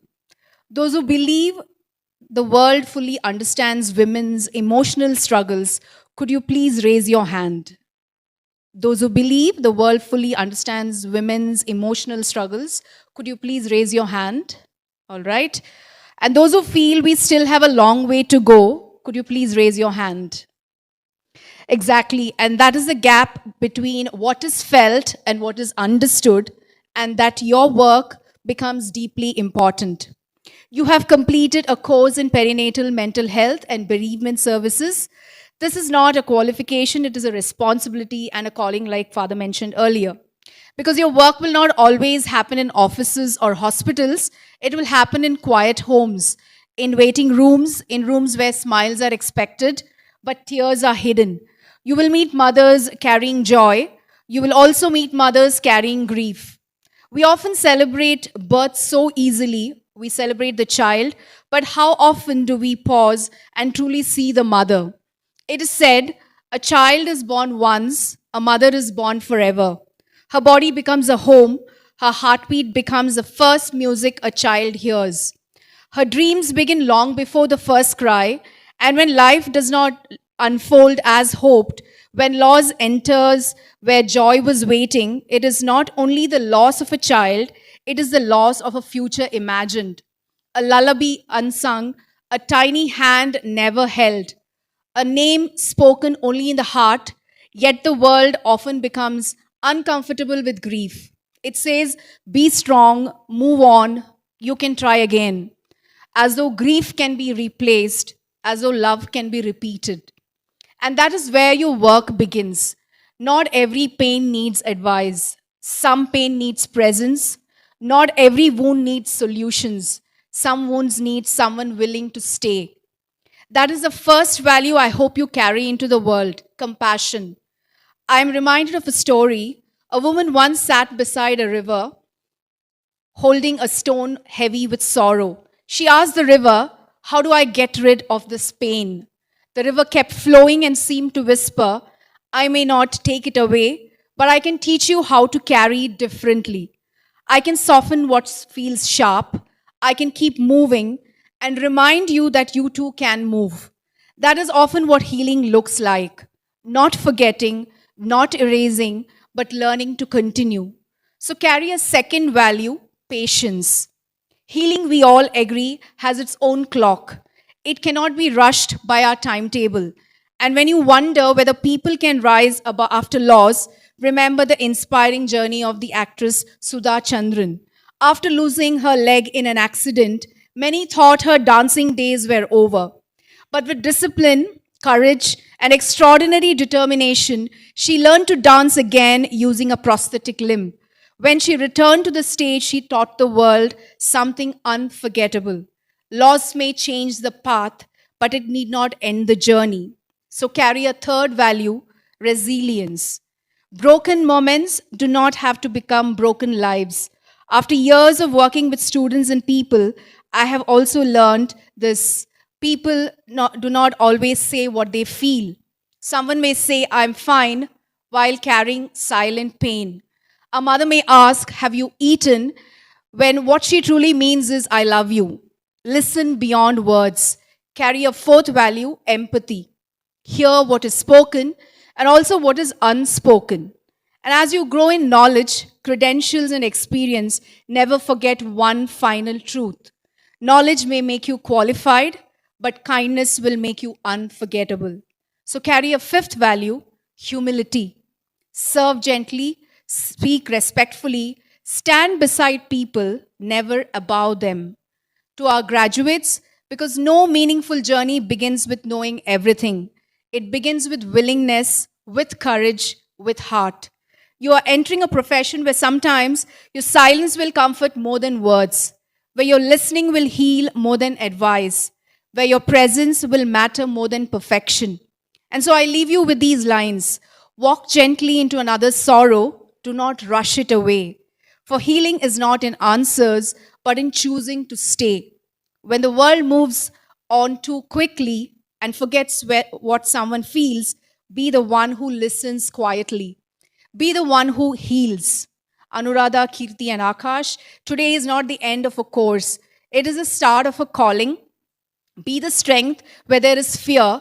Be calm where there is confusion. And be hope where there is darkness.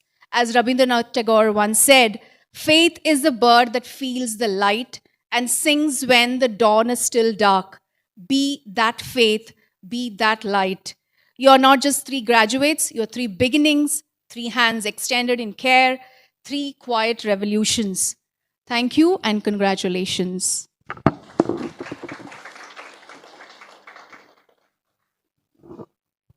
Thank you so much, ma'am. I now invite Mr. Suresh, an expert of public health and governance, working on improving protocols and structures for many years, bringing significant benefit to rural health. Please join me in a warm welcome of Mr. Suresh.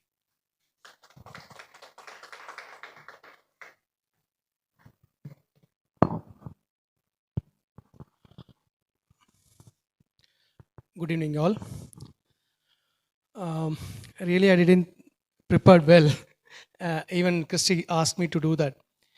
But two things I want to state it here. One, this enormous step actually taken by the team along with the Christy. When he invited me to into the group, no, I really confused. Thanks for my mentor, Dr. Ravi Narayan, Sochara team, to introduce into the team. Thanks to Christy also, he is knocking always behind me to do this. After some times, maybe the Chennai visit of these three people, no, I start thinking what happens and why it happens.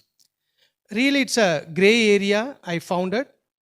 There are many programs and laws to secure the people, particularly the women and the child, including Mental Health Act and other policies. But none of them is talking about this particular section of the women and the grief they are having it. So then it's a starting point to involve me in this heartfully. And this journey, actually, I really learned a lot other things from these three fellows and through Christy also.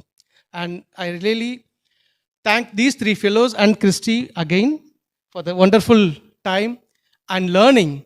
As a core learner, I learned a lot for this opportunity. Second, I congratulate all the three. Definitely, we are in the first step. We finished our first milestone, but the journey is going to come, and we have to be there.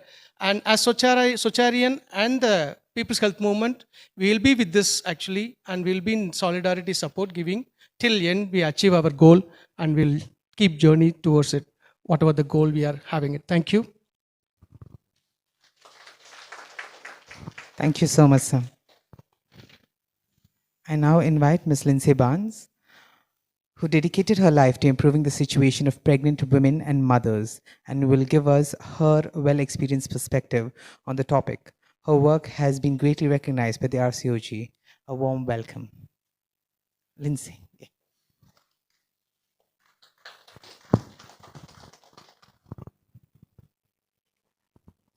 Hello to everybody. I'm a very bad speaker, but I'm more of a doer, and I think perhaps this is the right place for me to speak. I'm quite privileged to be part of this new journey of perinatal mental health. It's not new to me, but dealing with bereavement, it's something that we are dealing with quite often.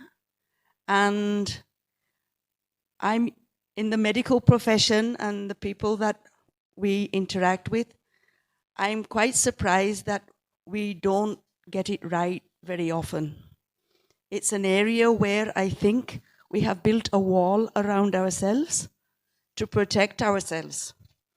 And you choosing to break down this wall, I think it is an enormous challenge for you. Hats off to you. I really appreciate what you're doing. And this is just the beginning. I think what has been said before, I will repeat it again. This is not the end of your learning. This is just the beginning. And secondly, that we, all of us here, are part of your learning. We are learning as you are learning. We are not, I feel I'm being mentored by you as it's a two-way process. So I would like to say that I hope this process continues, and we're all looking at you. You are three seeds. 3 seeds can grow very big and produce many more seeds in the future. So I hope to see the fruition of this. Thank you. Thank you so much, Lindsay. Thank you. It is both a privilege and a delight to introduce our next speaker, someone who brings together precision, innovation, and just the right touch of wit, Dr. Helen Simpson. In the world of obstetrics, where skill and judgment must come together in the most critical moments, Dr. Simpson has carved out a space that is truly her own. She is a passionate advocate of the V-lock suture in the cesarean sections, elevating what many consider routine into something refined. thoughtful, and consistently excellent. And when it comes to rotational instrumental deliveries, an area that demands both courage and mastery, she has not merely practiced them, but helped redefine what is possible with confidence and grace. Fondly, I have nicknamed her the Michael, or should I say, the Michelangelo of obstetrics, a title that somehow manages to capture both her calm authority and her unmistakable charm. To observe her in the operating theatre is to witness something rather special. There is a rhythm, an elegance, almost an artistry to her work, so much so that one might be tempted to say it feels less like a surgery and more like stepping into a rather exclusive, impeccably curated chapel of precision and care. Dr. Simpson represents the very best of modern obstetrics, innovative in thought, meticulous in practice, and generous in spirit. It is an honor to have her with us today. Please join me in welcoming Dr. Simpson.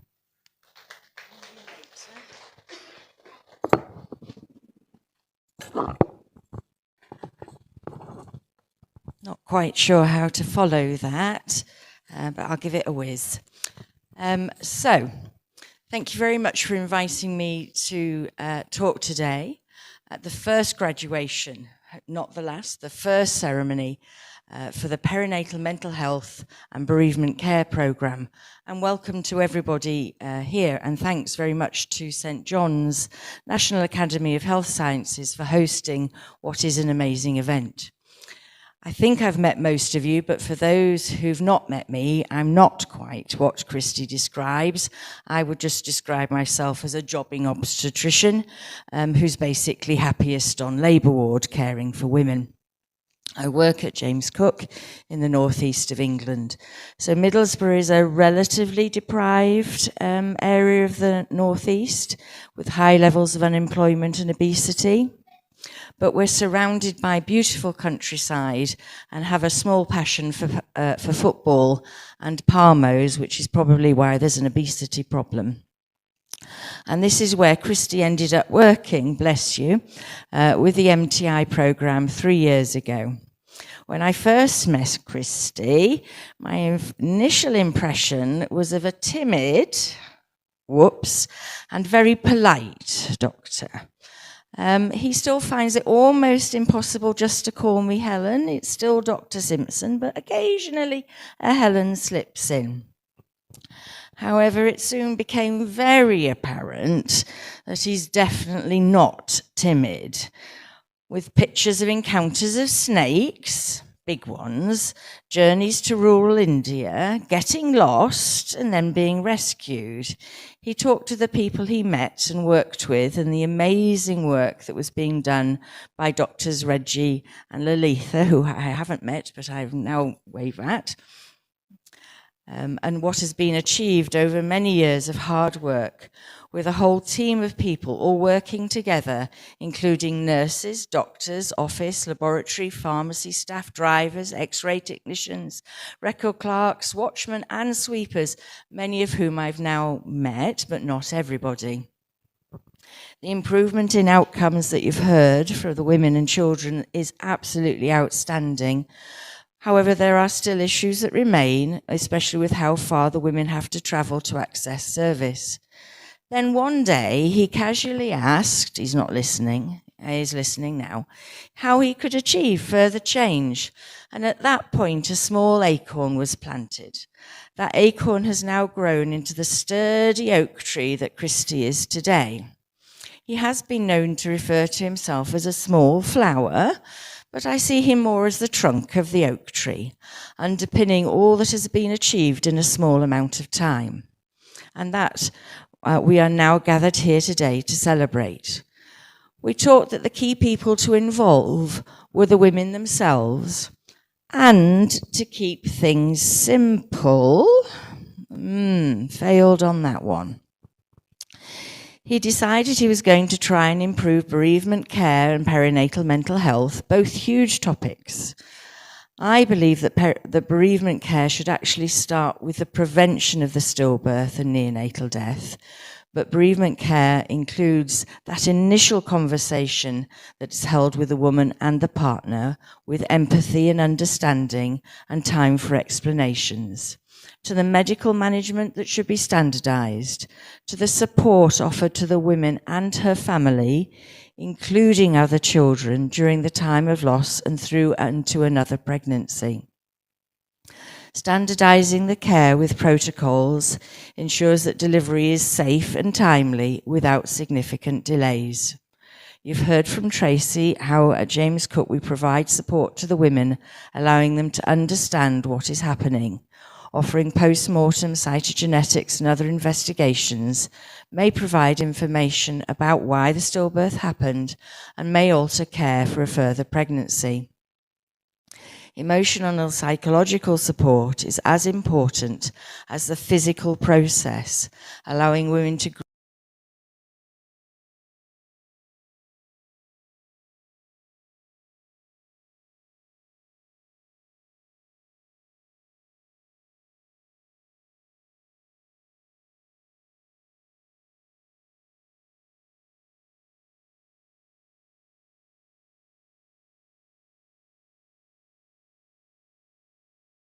like being able to spend time with the baby afterwards, naming the child, mementos, can all be important depending on everyone's individual needs.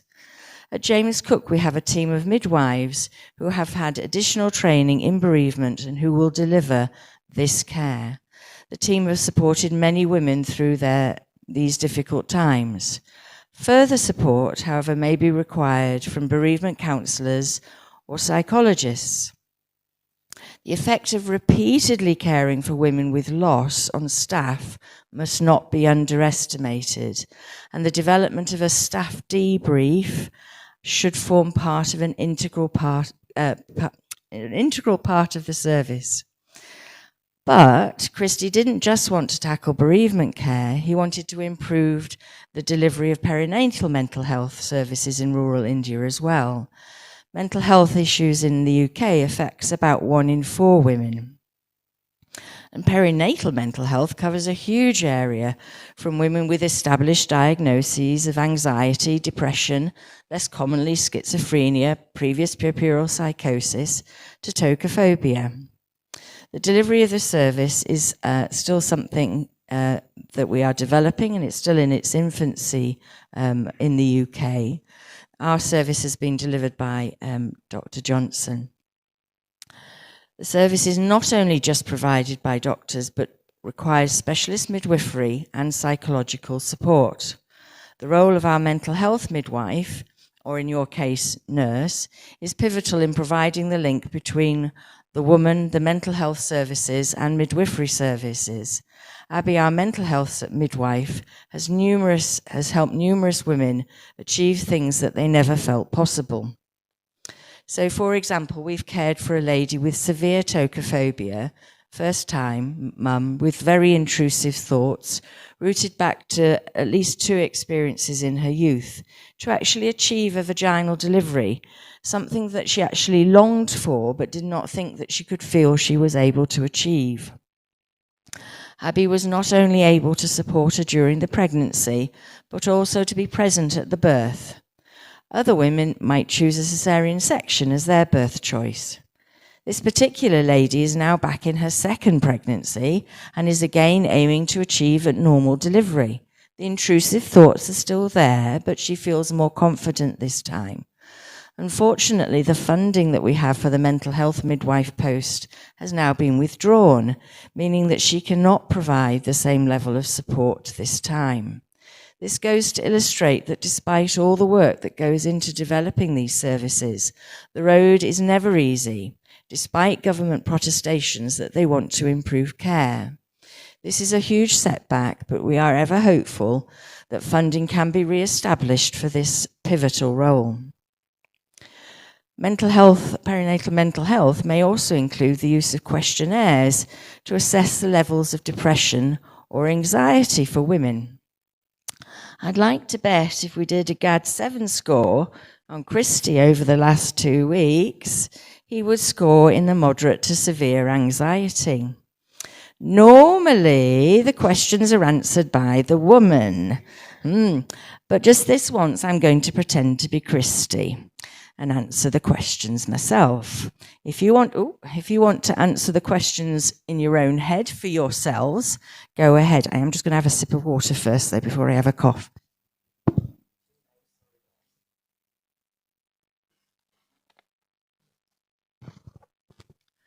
Right, so when you answer the questions, the answer is not at all in the last 2 weeks, several days in the last 2 weeks, more than half the days in the last 2 weeks, or every day.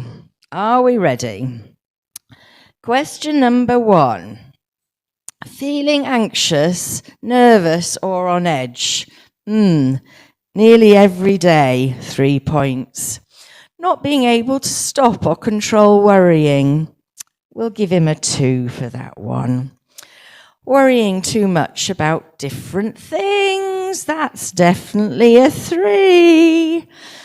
Trouble relaxing. 3. Being so restless that it's hard to sit still. That's a little bit complicated because he's had that many phone call, WhatsApp, emails, taps on the shoulder. I'm not sure whether that's his anxiety or the job. So we'll just give him a 2. Becoming easily annoyed or irritable. 0. Unless anybody's got any experience of him being irritable. No. Feeling afraid as if something awful might happen. Oh, that's definitely a 3. So we have the score of 16 in the severe anxiety group. However, I suspect his clear, calm, underlying personality has got him through.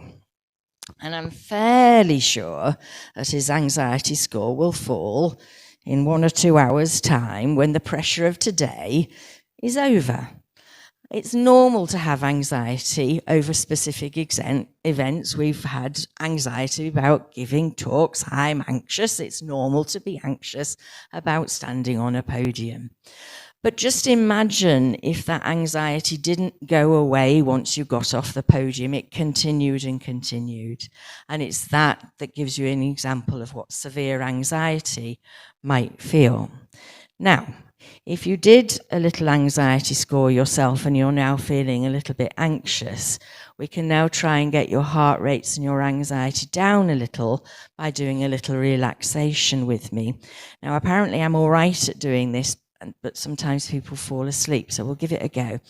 So we're going to take a deep, slow breath in over a count of 3, and we're going to hold it for 3, and then we're going to blow out for 3, and we're just going to keep doing that nice and slowly, breathing in, holding it, and breathing out. Nobody's fallen asleep. No. Oh well. Are you feeling less anxious though? So just a little technique that you can use if you start to feel your anxieties rising. So in addition to all of that, there might be the needs to discuss the risks and benefits of medication, referral to other support agencies such as psychologists. From my own point of view, I see a lot of women who've been traumatized by a previous birth experience. It's thought to up to 30% of women will find some part of birth traumatizing. To us, some of those deliveries may be really straightforward. So some of the most traumatized women I see are ladies who come in and have a baby in less than an hour, straightforward, normal delivery, but they haven't been able to cope with that process. Some of those deliveries to us will seem extremely complicated. Women have ended up on ITU, and it's not then surprising that that delivery feels traumatic. Being able to debrief these women and explain in simple terms what happened and why can help resolve underlying anxiety. Many women, for example, do not understand it is normal not to remember your birth experience. It isn't like a TikTok video that plays in the corner. You can't remember it. You do forget it. That's normal.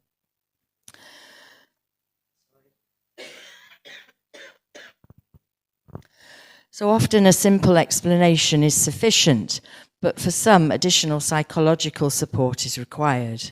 And thankfully, this is now recognised as a key part of the service at James Cook, with additional funding being secured. Christie set out to achieve a programme that would cover all aspects of this care. In order to achieve this, he's developed a network of routes and used the equivalent of a mycorrhizae network. These mycorrhizae are fungal elements that connect the roots of the trees, sharing their resources such as micronutrients and carbon, and also sending warning signals about droughts and disease. In this case, he brought a huge group of organisations and individuals together in a very short period of time, many of whom are present in the room, although one has escaped, and to become the communication network, so that roots network moving forward. Some have travelled a long distance. I personally think he has some sort of special power. For example, when he first asked me to come across to India for graduation, I'm sure I just uttered the immortal words, "I'll think about it." But then in a blink of an eye, I was coming. I'm still not sure how, but it did involve a huge number of WhatsApp stickers. I can show anybody later if they want. Anyway, I am still extremely pleased that I'm here today, and he was very persuasive. So, Christie wanted to take aspects of UK practice he had observed and make it relevant to the population he wanted to work with. 3 individuals were encouraged to volunteer.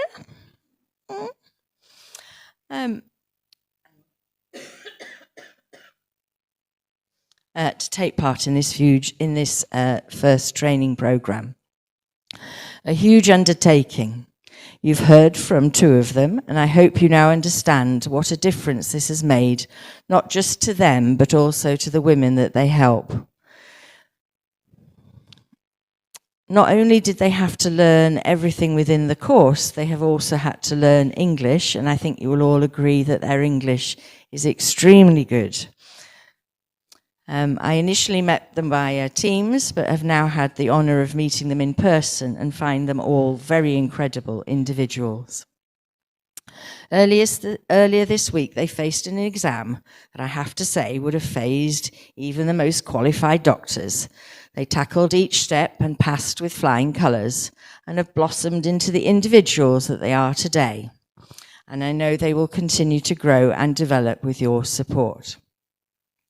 Today we are here to celebrate that achievement. So from that tiny little acorn that was planted, a huge oak tree has grown with spreading intercommunicating roots and a canopy of leaves and branches, and it's now in full blossom. For those who know oak trees, you'll be aware that their blossoms are unobtrusive green catkins. I would like you to think more of the blossoms as cherry blossom with vibrant colours, more reflecting the colours of India that you see in all the saris and the clothes that we have in the auditorium. I'll be presenting Kirthi, Akesh and Anu, vaguely right, with your certificates soon, and also a small silver acorn. The acorn was moulded from one that I found whilst walking with my daughter in the 100-acre wood in Ashdown Forest in East Sussex. The wood inspired A.A. Milne's Pooh stories. If you know the stories, and this is why Pooh is just sitting there, you'll be aware that each character can be associated with different mental health issues. For example, Winnie the Pooh has OCD, he likes to count things. Tigger definitely has ADHD. Eeyore has depression. Piglet's got a lot of anxiety going on, a lot of issues there.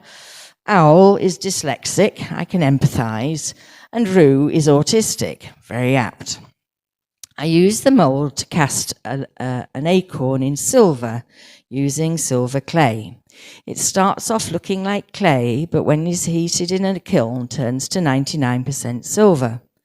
Just as these 3 have been moulded and then fired with knowledge to become the gleaming representatives we see today in this new programme. We're also celebrating those who attended the training over the last 2 days. You will also receive a certificate and a little pin button. I recently learnt this 400-year-old Devon button making technique. The button I've made for you has a modern twist and showing a tree in full blossom.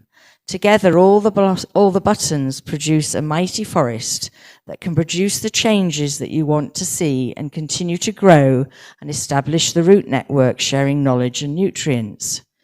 It is important moving forward that you look after your own mental health and also allow time for debrief and reflection. Finally, before we move forward, I'd like to ask you to join me in a huge round of applause for each and every one of you for being here tonight and achieving what the first huge step in what will be an amazing journey. Thank you.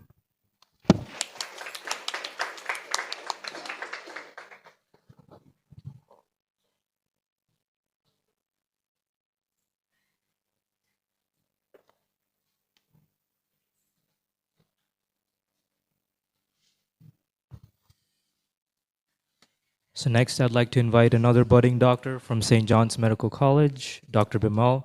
He has helped provide confidence and insight to our 3 graduates today, and he has become a trusted support to them. So join me in welcoming him. Thank you, Sherwin. A good evening to everyone present here today, dignitaries on the dais and all the delegates present. I was initially tasked with something very important, which is to keep you from being bored, but Helen stole that from me. So I will just tell you the story that I came to tell you. The story of how I became a mentor to 3 young people for the course called Perinatal Mental Health and Bereavement Services.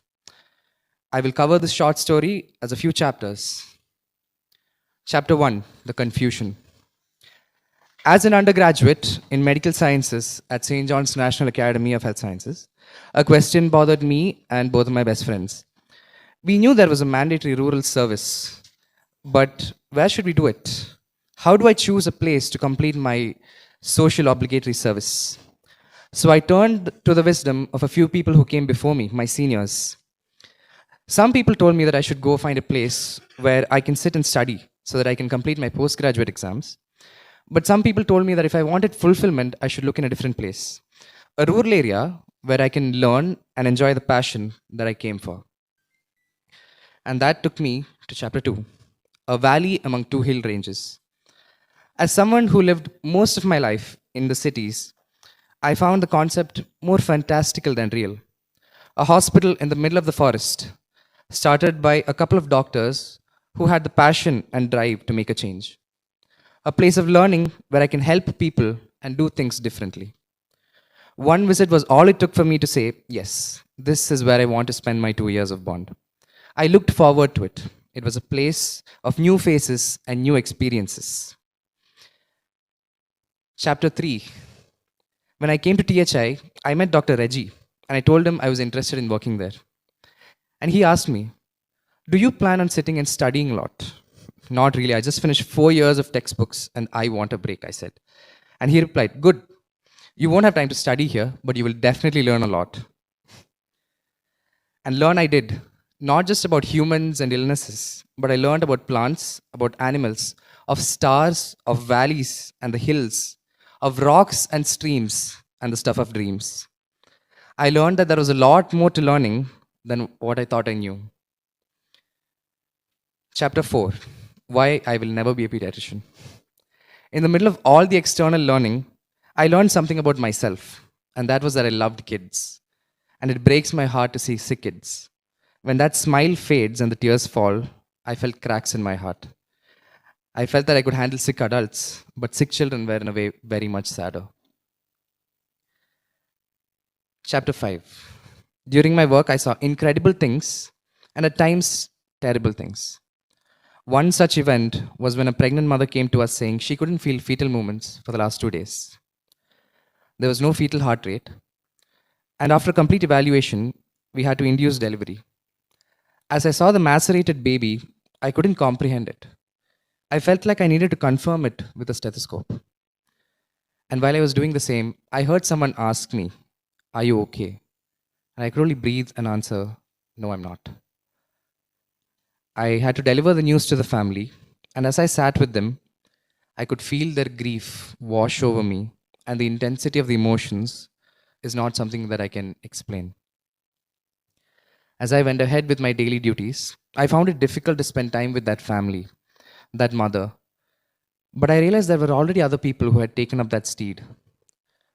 3 people who decided they would go ahead and talk to them because that is what they wanted to do. And when they asked me for help, I could not say no. They wanted simple things, but I could help them with my clinical knowledge. I could help them with their language skills. And I could help them to empathize with people more with whatever I knew. Besides just mentoring, they also taught me a lot more that I could understand and learn. And I'm still learning from them. What makes me proud today is not just that they have come so far, but that they still have the hunger to learn and understand more so that they can do more. This is not just a journey that ends now, it's a journey that continues. Thank you.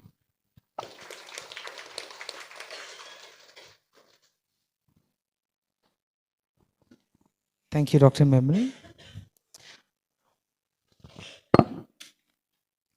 I now request Dr. Helen Simpson to kindly give out the awards for our nurses. Dr. Sherwin and Karen, kindly requesting your help as well.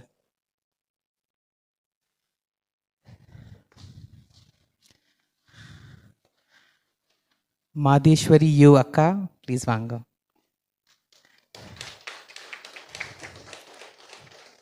Everyone gets 2 certificates, one for a certificate of appreciation and one certificate of merit.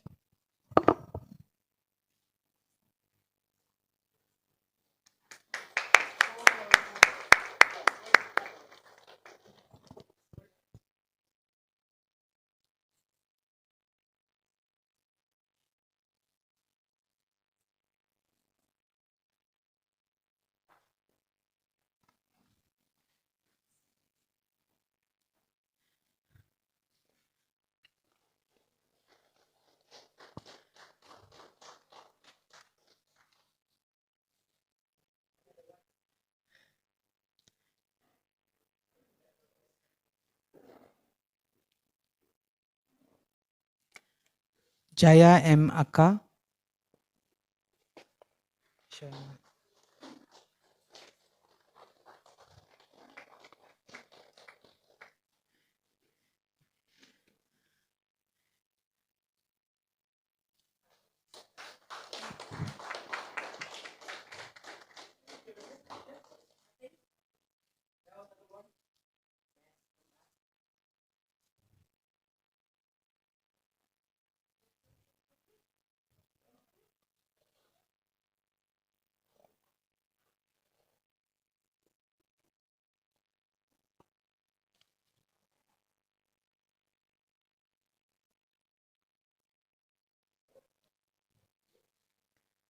Dhanalakshmi M. Akka.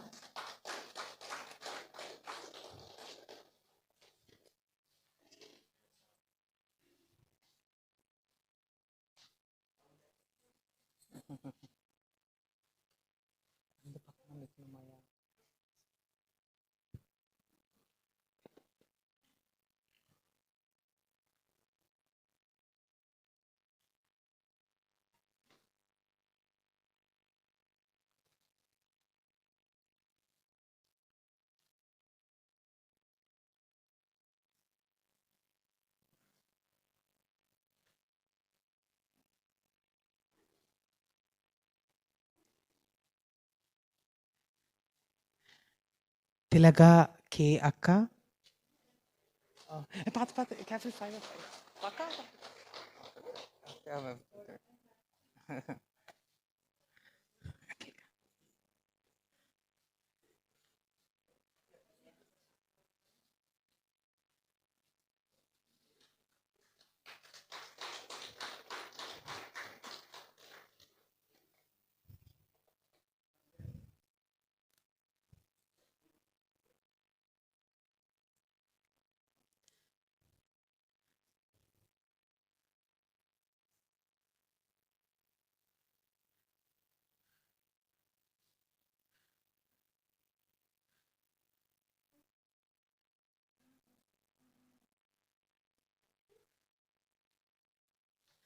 Isumani S. Akka.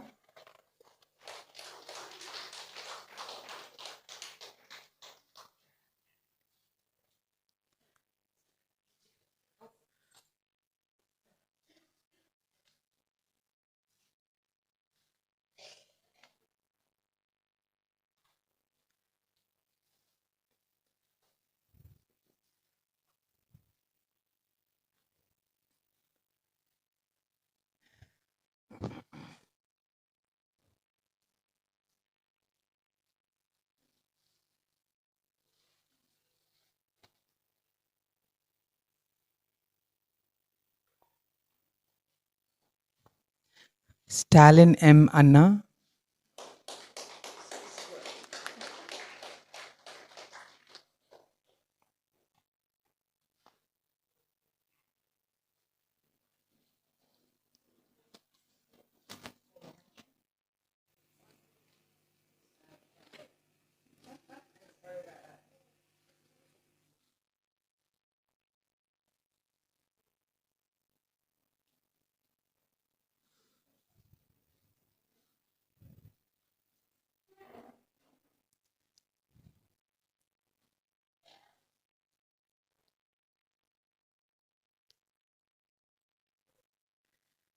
Sumati S. Akka.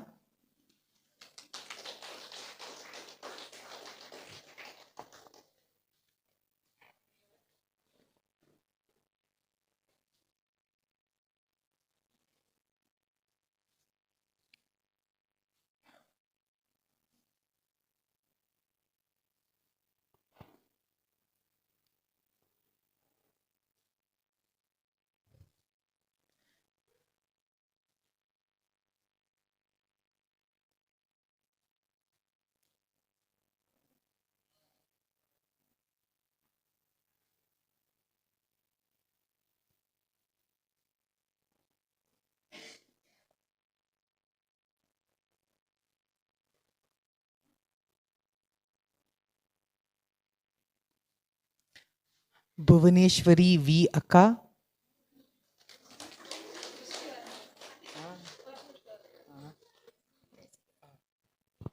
So hello எங்களுக்கு work shop arrange பண்ணி கொடுத்த கிறிஸ்டிக்கும் எங்களுக்கு teach பண்ண அனைத்து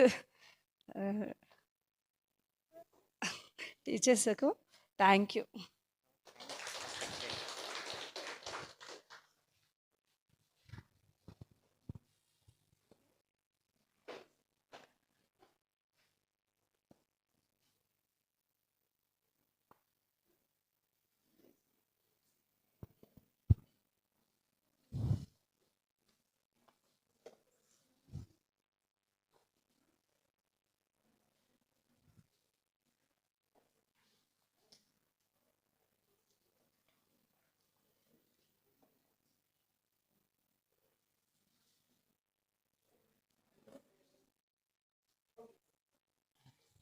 Dhanalakshmi R. Akka.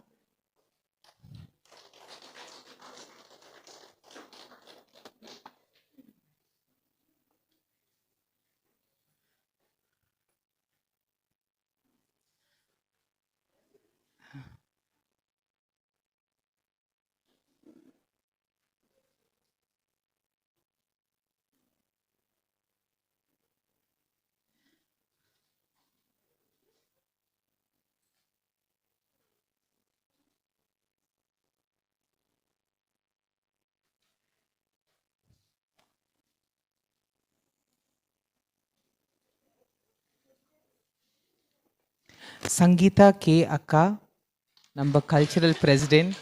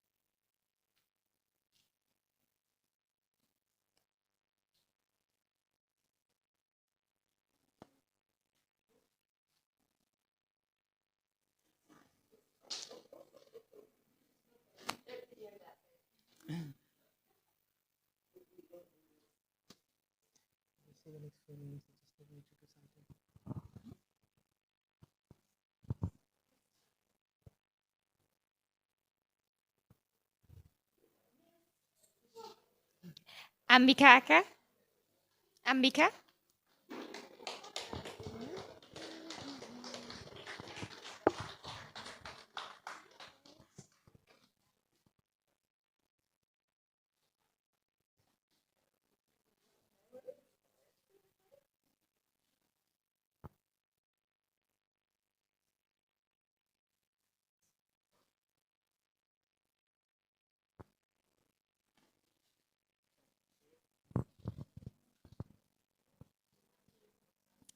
Mutulakshmi Akka.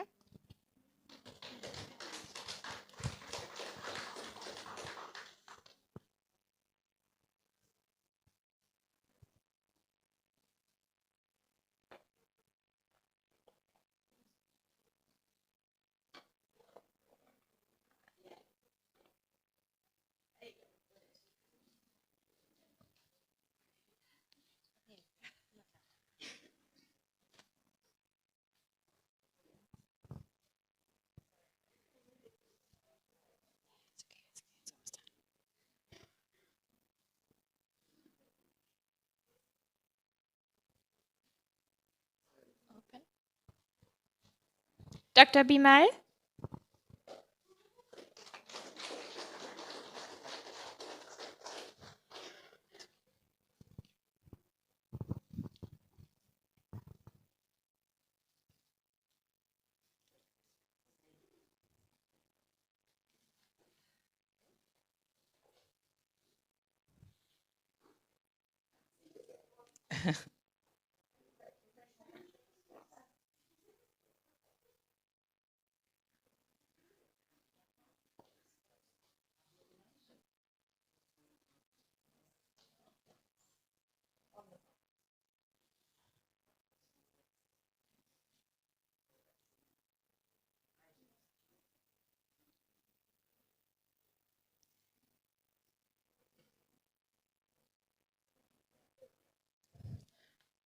Miss Kirti Shivasankar. No, that's. Oh, that's the next one.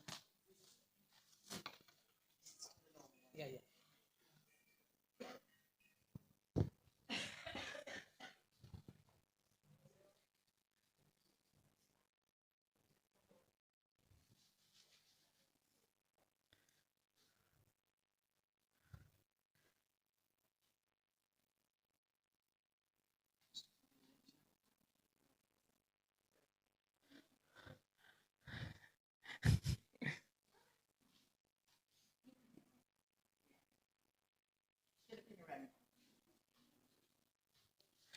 Akash D.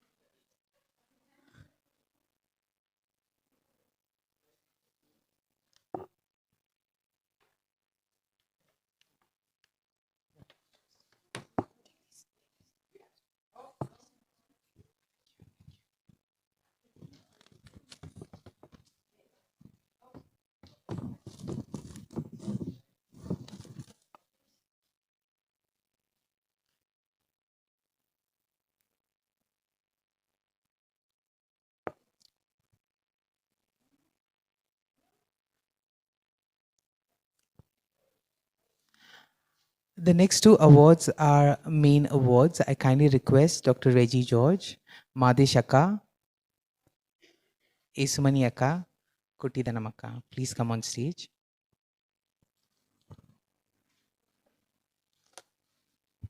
This awards congratulates THI for providing excellent good care and for being a pioneer in bereavement care.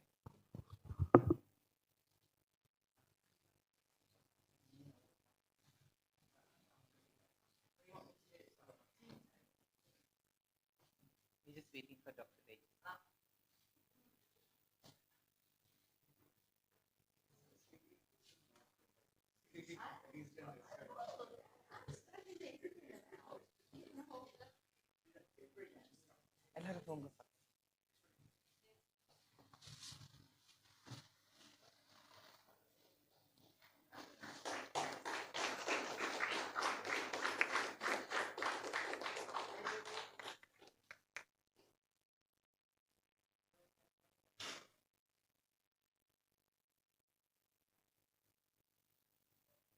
No, one more.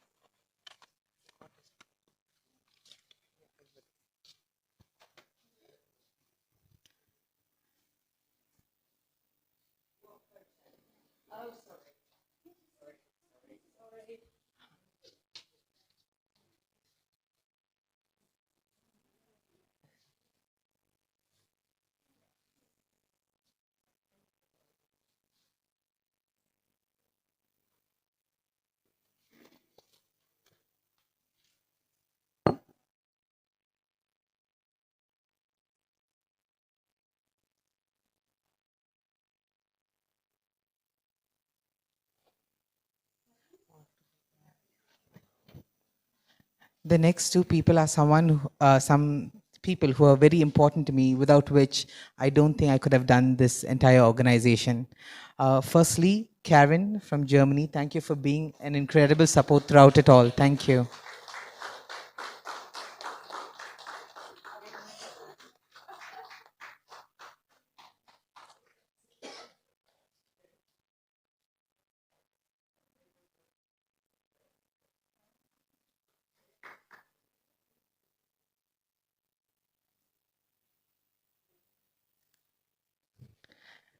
And Dr. Sherwin Victor, who is like my brother. Without you, I don't think I could have done this.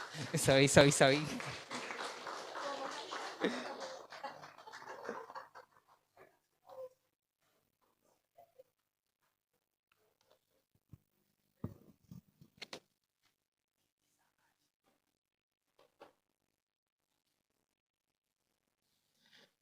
We are giving the final awards for graduation. Kirti Shivashankar, congratulations on completing a rigorous course of 1 year.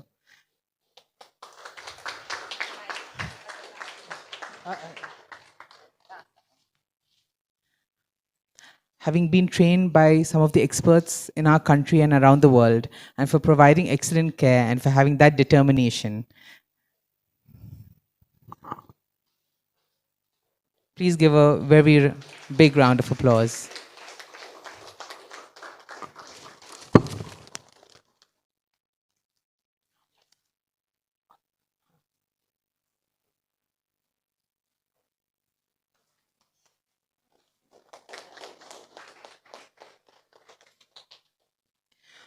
Akash D, congratulations for going above and beyond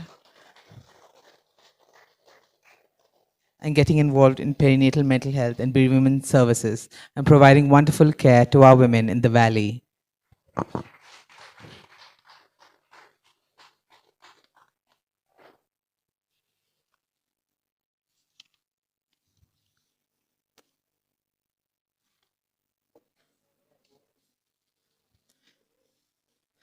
I kindly request Ms. Kirtana Kumar to come on stage to receive her certificate of appreciation from Dr. Helen Simpson.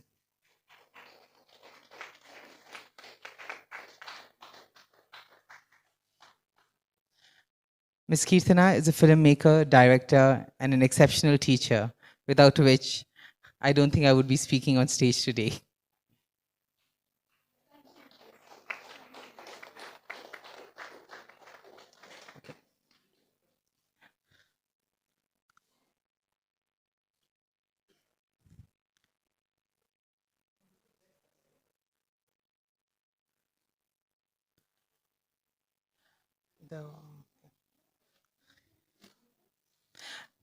Thank you, Dr. Simpson. You can have it. Yes, please.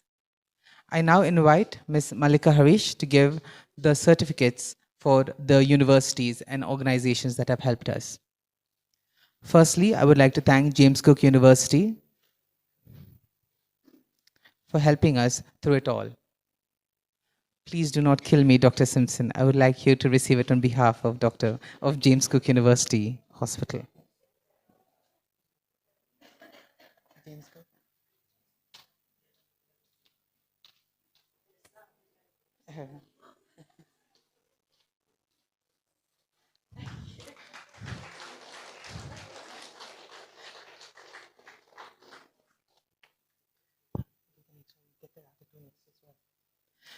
I'll also request Dr. Helen to receive on behalf of Fort Lewis and Nantop Knitters as well.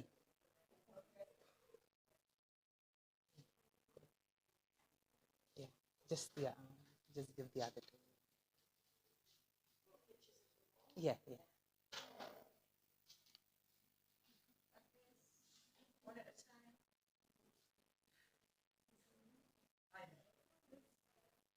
Keep the other.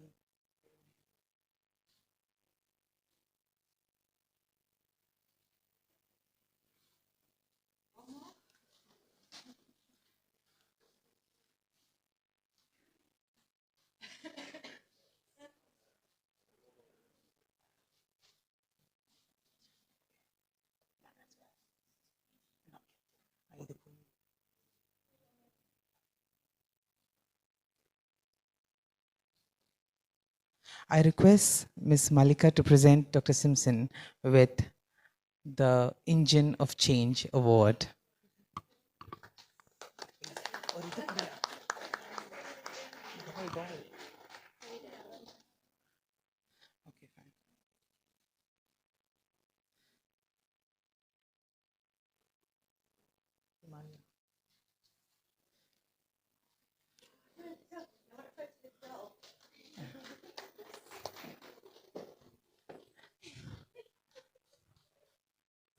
Thank you, Dr. Simpson. I can now let you go.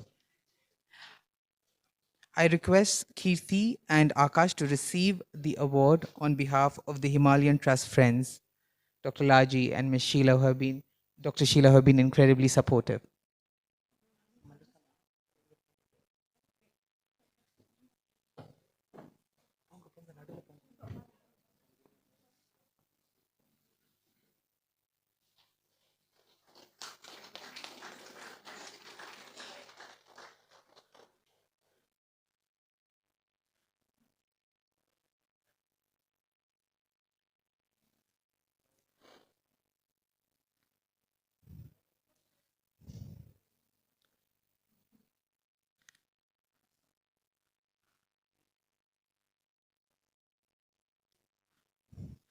I request Munishana, Tilagaka, Mahadishaka, and Ambiaka to come and receive the award on behalf of THI.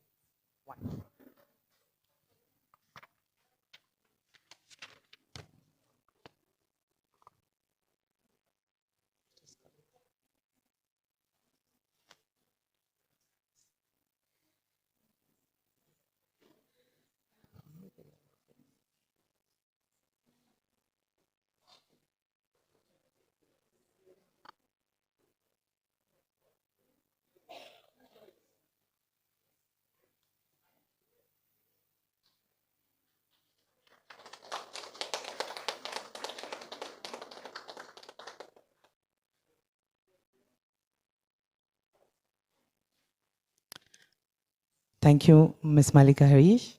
I now invite Dr. Kavita Gonzalez to please come on stage.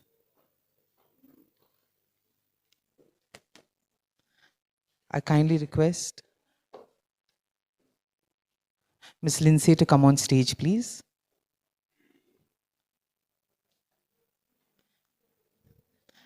We award the Citation of Gratitude Award to Jan Chetna Manch Bokaro.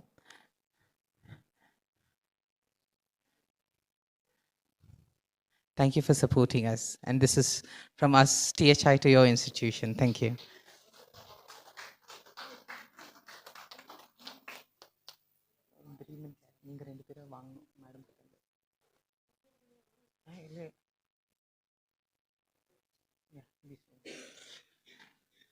The perinatal mental health and bereavement services will be received by Kirti and Akash.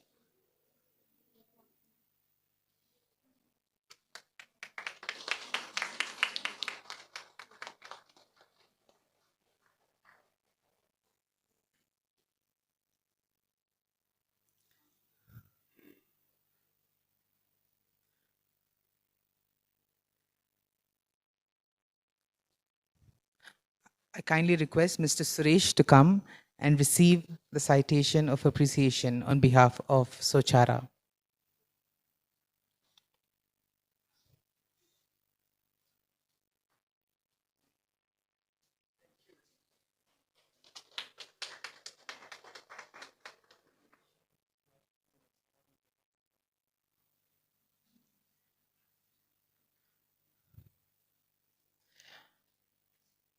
I kindly request Dr. Sherwin to receive the citation of appreciation on behalf of Christie's Kids Limited with the directors of Mr. Jason, Dr. Reggie George, and Chris.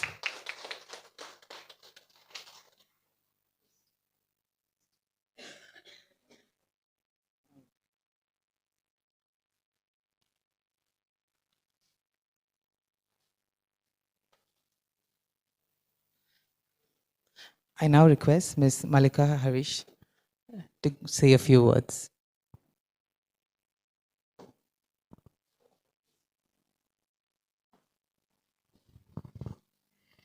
Hello, everyone.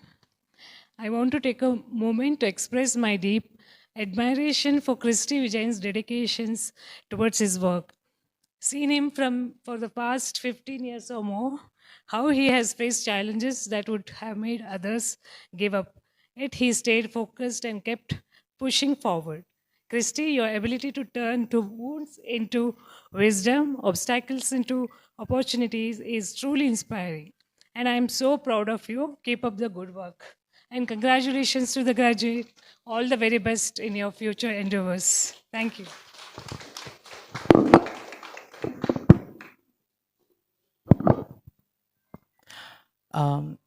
I would like Ms. Kirtana Kumar to come on stage to kindly felicitate and open the logo that will be heading the perinatal mental health and bereavement services.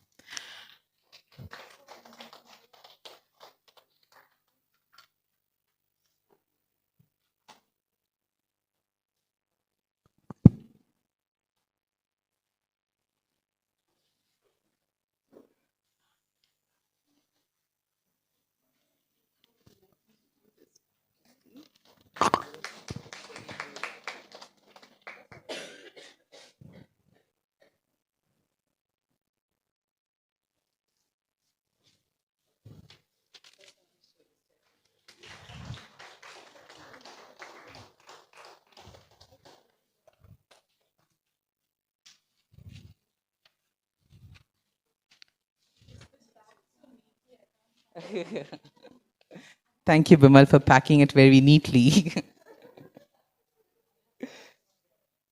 I would like to call this as the Artist to Artist Award. This artwork was made by Dr. Gayatri Sharma, who worked in the emergency department at St. John's National Academy of Health Sciences and is a great supporter of THI. She drew this with the innovation, stating that something very authentic to our Indian women. So something very authentic to our Indian women is kolam, and it represents the baby, the mother, the need for the community support, and then you would get the beautiful picture in the end, and need for bereavement support in the community. The colors are very personal to THI, and we are very happy to establish our new logo. I kindly request Kirti and Akash, who will be the bearers of this, to receive it from Ms. Kirtana Kumar. You're getting it from a very big personality. I hope you all know how lucky we all are.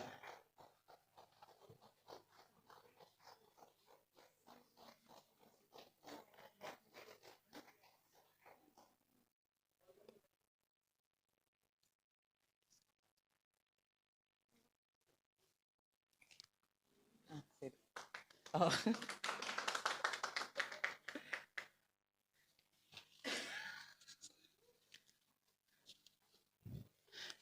we have the 3 final awards, I promise.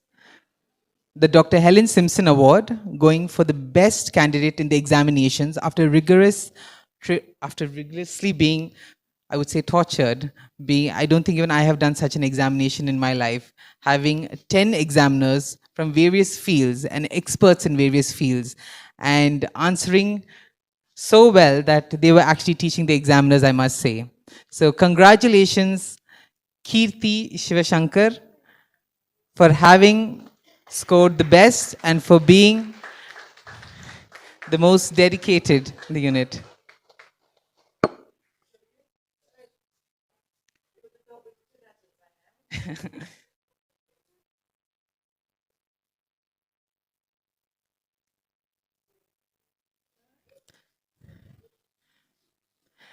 The Dr. Karen Lincoln Award, more I would fondly call it as the Lincoln Award, for Dr. Karen was a beautiful doctor, specialist in fetal medicine at James Cook University. She had a great heart and was tremendously, and I just have to say she was very dedicated to her patients. And the thing is, I'm a bit emotional because she's no longer with us, but she really did support me in the initial part of my, I would say, dream into getting here. So in her honor, we have kept the Dr. Karen Lincoln Award for someone with a high work ethic and who has given a great and profound weightage to serving the rural communities, and that will go to Dr. Naveen Ramesh. Dear sir, please come to accept this award.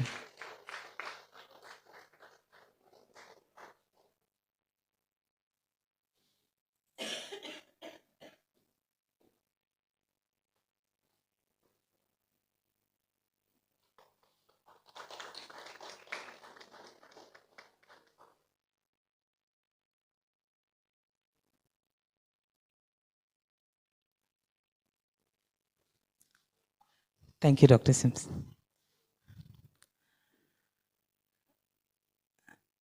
The next award is called the Dr. George Verghese and Dr. Sheila Verghese Award. For everyone who knows that they are a power couple who have been serving in the north of India. They have trained me very well and they have taught me the hardships that they have had to face, and they have educated me and taught me be it medicine or be it surgery, and they have been a great support for our Kirti and Akash and Anu, and have really helped them in understanding how to navigate bereavement care in our Indian communities. This is going to Karen S. from Germany. She did visit our center, and then she was highly motivated, and she has helped us all throughout this. And Karen, I must say, I couldn't have done this without you. Thank you.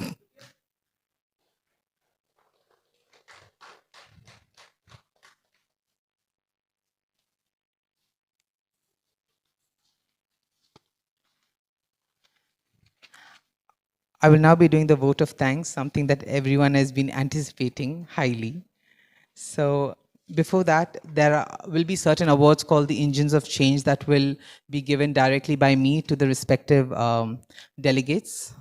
Many of our delegates are abroad and in other states. For example, Dr. Evita Fernandez, Ms. Celestina, Ms. Tracy, Ms. Louise, Bob, Sheila, Dr. Sheila, and Dr. Verghese. Tonight, words feel both powerful and insufficient. Powerful because they allow me to stand here and acknowledge the extraordinary people and institutions who have shaped this journey. Insufficient because what I feel cannot truly be contained in language. This moment is not mine alone. It is the result of countless hands that held me steady, countless minds that guided me, and countless hearts that believed in me, even when I struggled to believe in myself. I would first like to express my deepest gratitude to St. John's National Academy of Health Sciences. You did not simply educate me, you transformed the way I see the world, the way I understand care, and the responsibility that comes with knowledge. The James Cook University, South East Hospitals, Middlesbrough, thank you for opening your doors and your wisdom. You gave me not just exposure, but perspective. You taught me that compassion and excellence must walk hand in hand. To for Lewis, Mr. Bob and his loving family, the director of Christie's Kids, your work is a reminder that care is not just a profession, it is a calling. Thank you for showing me what it means to serve with humanity at the center. To JCMB, THI, and Sochara, your contributions to learning, advocacy, and change have quietly but profoundly influenced my path. I carry your values forward. To the incredible community of Nantop knitters, your warmth goes far beyond what you create with your hands. You embody kindness in its purest form, and I am deeply grateful. The Himalayan Friends Trust, thank you for reminding me that impact is not measured in scale, but in sincerity and consistency. To my teachers and examiners, you challenged me, pushed me, and believed in standards I sometimes feared I could not meet. But in doing so, you helped me grow into someone who could. To everyone present here today and those joining from afar, your presence, your encouragement, your quiet support, none of it has gone unnoticed. You are a part of this moment. And to all the well-wishers, named and unnamed, those who offered guidance, opportunity, patience, or even a single kind word at the right time, thank you. You have shaped this journey in ways you may never fully realize. If this achievement stands for anything, it stands as proof that no dream is ever but built alone. Thank you for my strong pillars of support. I always call them as my wings of support that I can actually trust. Karen and Sherwin, I really have to say thank you to both of you. It takes a community, it takes belief, it takes kindness. And tonight I stand here as a reflection of all of you. From the depths of my heart, thank you. And we will be closing. Thank you very much.